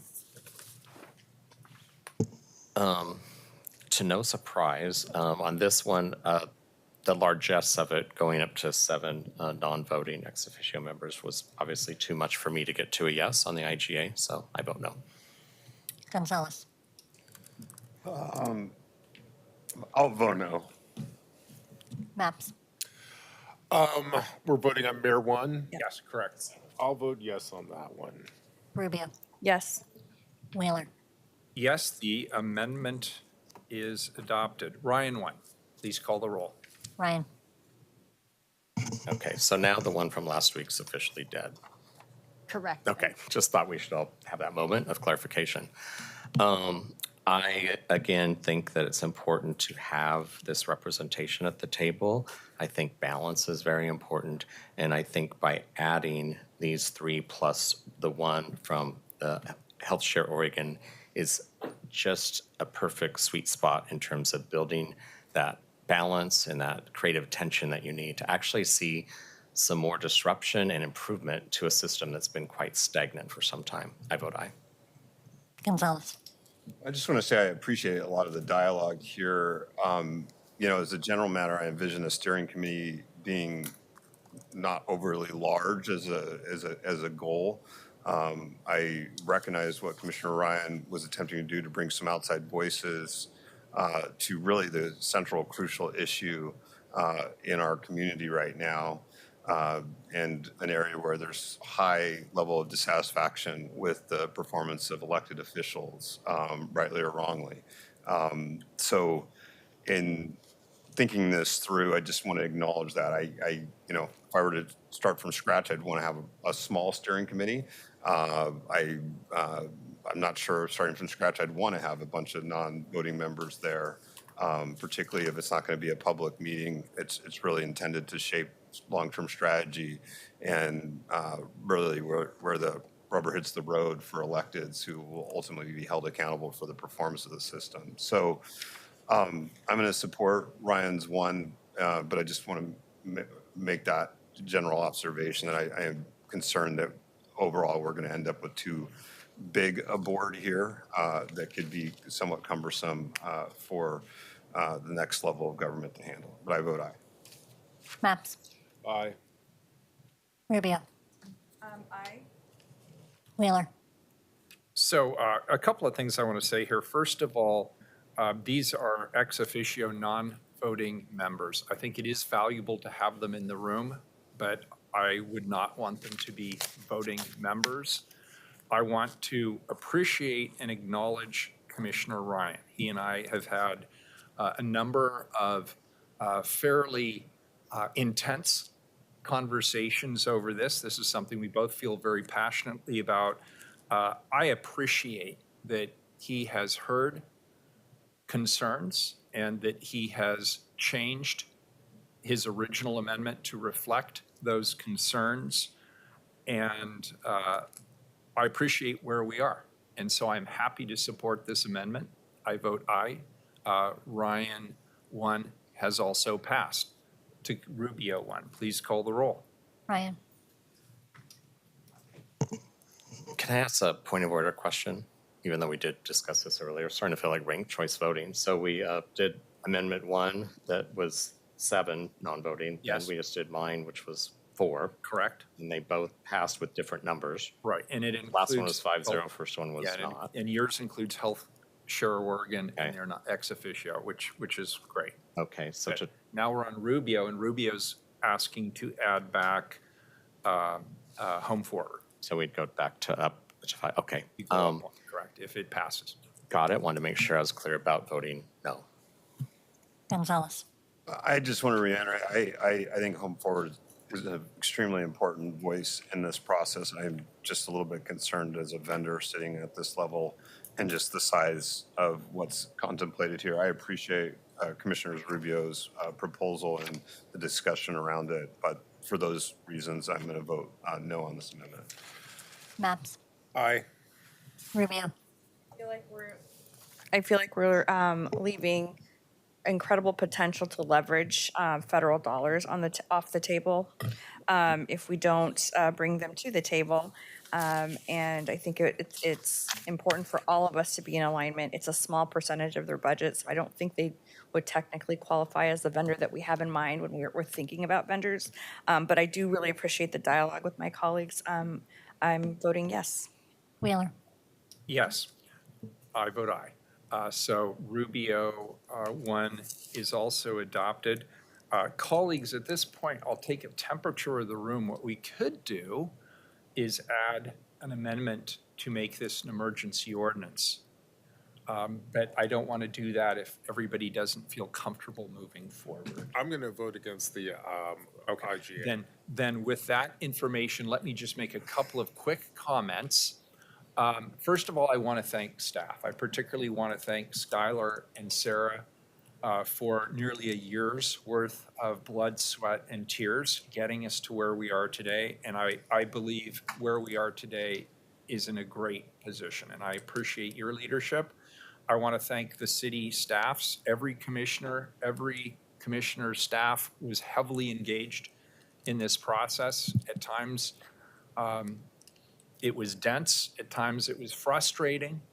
But where I see us landing here has moved the ball forward, and we did it together. And I think it's really important that we did it that way. And last but not least, I want to thank the county, the chair's office, county officers, the Board of County Commissioners, their staffs. They have all been very heavily engaged in this as well. And the community's better for the work that we have done here today. So this is a first reading of a non-emergency ordinance. Well, it's actually the second reading of a non-emergency ordinance, but it goes to the next reading, to the third reading, and we'll determine the date as soon as we possibly can. Or do we have the date? It'll pass to next week, July 3rd. To July 3rd. I don't think we have a meeting on July 3rd. We do. July 10th. July 10th. So the next meeting, which we believe is July 10th. Great. We are, really quickly, we are meeting on July 3rd, but it sounds like staff want it to pass to July 10th. I could do it remotely. I can do July 3rd remotely. So if we're canceling it for me, don't cancel it. Okay, July 3rd it is. This is a first reading of a non-emergency ordinance, moves to July 3rd for second reading. Great, thank you, everyone. Yes, bravo. So I want to poll everybody here for a moment. I think everybody would like a break before we get to our afternoon session. We still have a number of items for the morning session. And I know that there are some people who have been waiting for the afternoon. Are there people here associated with any of the issues that are here, 590, 91, 92, 93, or 95, who cannot be here this afternoon and so need them read right now? And which item? Addie, are you planning to be here also this afternoon? I was gonna be here by video, but do you guys validate parking? Because I've been here. I'm gonna need some money for all the parking I've got to pay when I leave out of here. I think you're Have the looking for the P-Bod. Transportation Commissioner. My answer. I brought my little ticket inside. Okay, so you will be here this afternoon as well, is that correct? I would like to not be here if I could just get out of the way. Okay, which issue are you here for, ma'am? 593. Remember at this point, but Which? 593. because there's been so much juicy stuff happening. I've got a bunch of. Okay, let's do 593, then we'll move the rest to the afternoon session, if that's okay. Please call 593. Actually, Mr. Mayor, Commissioner Mabs. I have an appointment, which I was supposed to be at a long time ago, so I'm going to need to leave, and I will also miss the afternoon session. Okay, fair enough. Thank you, Commissioner, for that notification. 593, please. Pay settlement of the estate of Jonathan Nichols, wrongful death lawsuit for $225,000 involving Portland Parks and Recreation. Colleagues, this ordinance resolves a lawsuit filed against the city back in April of 2022. Deputy City Attorney Dan Simon and Senior Claims Analyst Karen Bond are here to walk us through the ordinance. Welcome. Good afternoon. Thank you, Mayor and Commissioners. This concerns a wrongful death lawsuit that arose out of the morning of June 25th, 2020. On that date, Mr. Nichols was sitting in the driver's seat inside of a van that was parked on Southeast 22nd Avenue next to Powell Park, underneath a large northern red oak tree. Unexpectedly and without warning, a branch of the tree broke and fell onto the van. 911 was called and the responding paramedics declared Mr. Nichols dead on the scene. Portland Fire and Rescue and the City of Portland emergency arborist responded to the scene. The arborist examined both the tree and the detached limb and noticed some decay that would not have been apparent to the naked eye from the ground.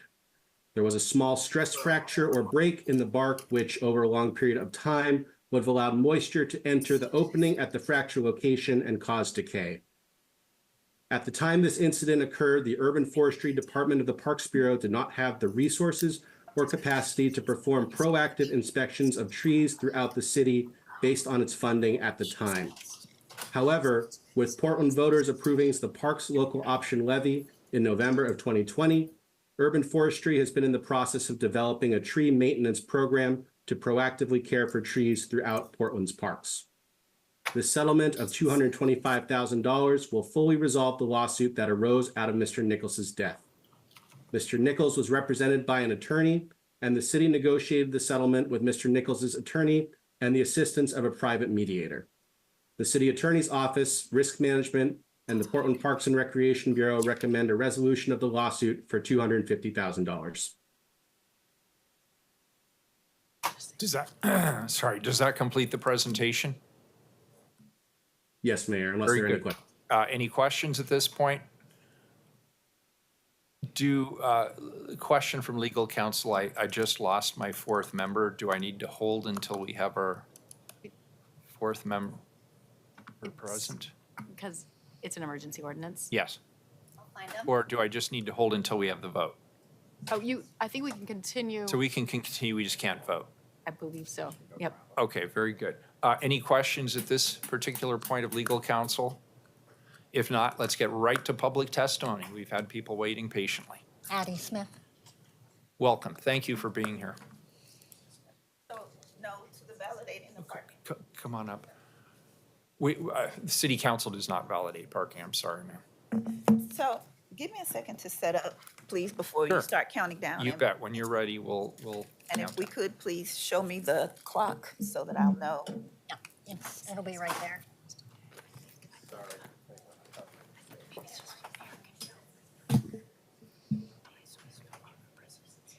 Got it.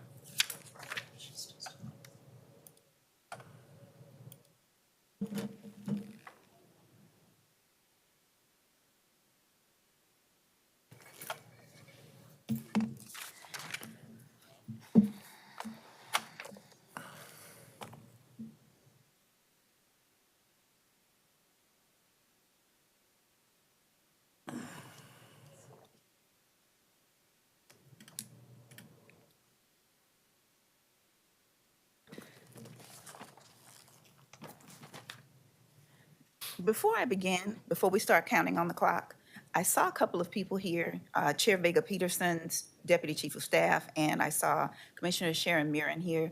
And I wanted to ask you guys if it is at all possible for this commission, this county group of people to take over the Mead Center, because the continued racism and discrimination by the staff at the Department of Community Justice needs actual oversight. And I am wondering if it is at all possible for you guys to take that responsibility from the Multnomah County Commissioners, including Chair Vega Peterson, and enforce some accountability and responsibility to the staff at the Department of Community Justice. Is that something that you guys can consider?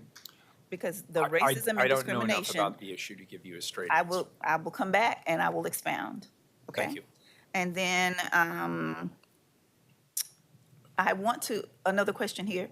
How do I add my own? Because I don't want to speak about whatever that is I signed up for, but I didn't see where I could add my own public So testimony. the testimony now is specific to this settlement agreement, but if you would like to testify on any issue whatsoever, whatever you would like, you can sign up with Keelan, our council clerk, and you Right. can, Well, at the when you very try to- beginning of the meeting, so you don't even have to wait a long time, and you can testify on any subject that you would like to testify on.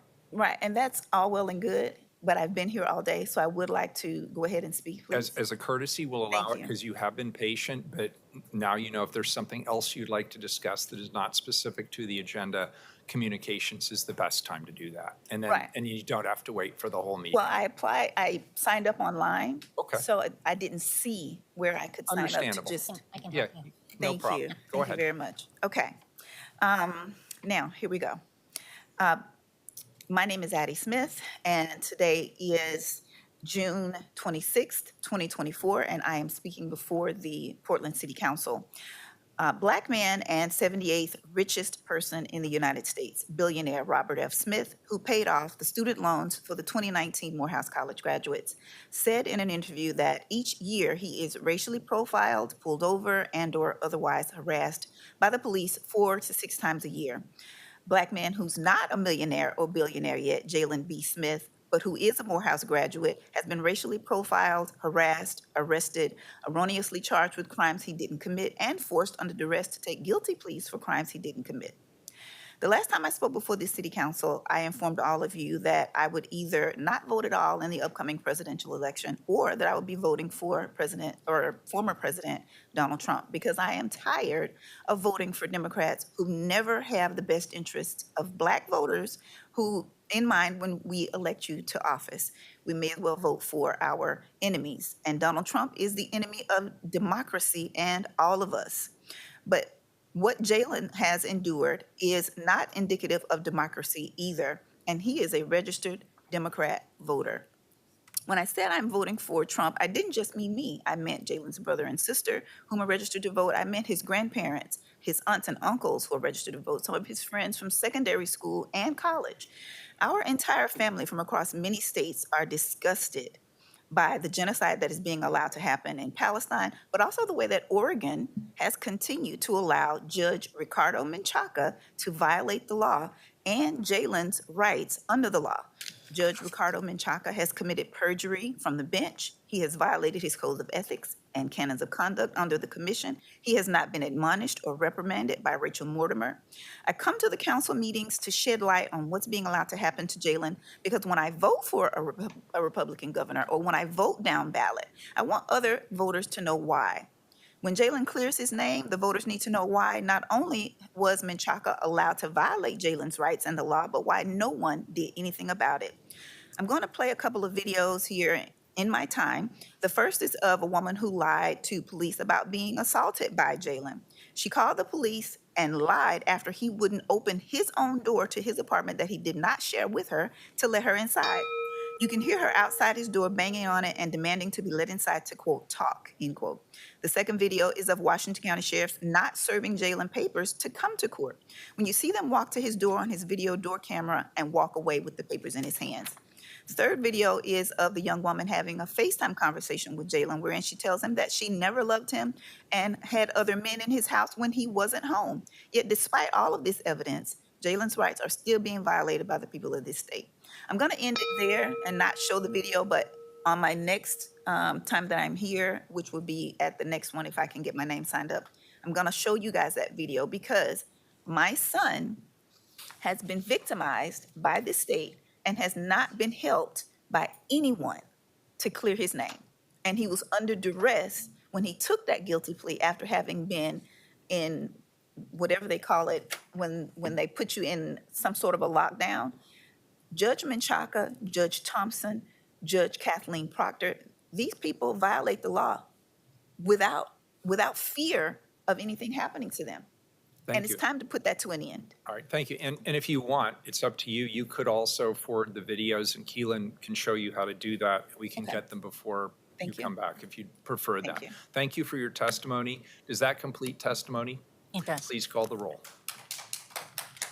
Ryan, Hopefully you do something about that. Thank you for Aye. coming here. I didn't even know she was gonna be here. I hope you listen. He voted aye. oh, sorry, Gonzalez, Aye. Maps, Rubio, Are not doing your job. Wheeler. You can even let The native people ordinance kick passes and we are adjourned.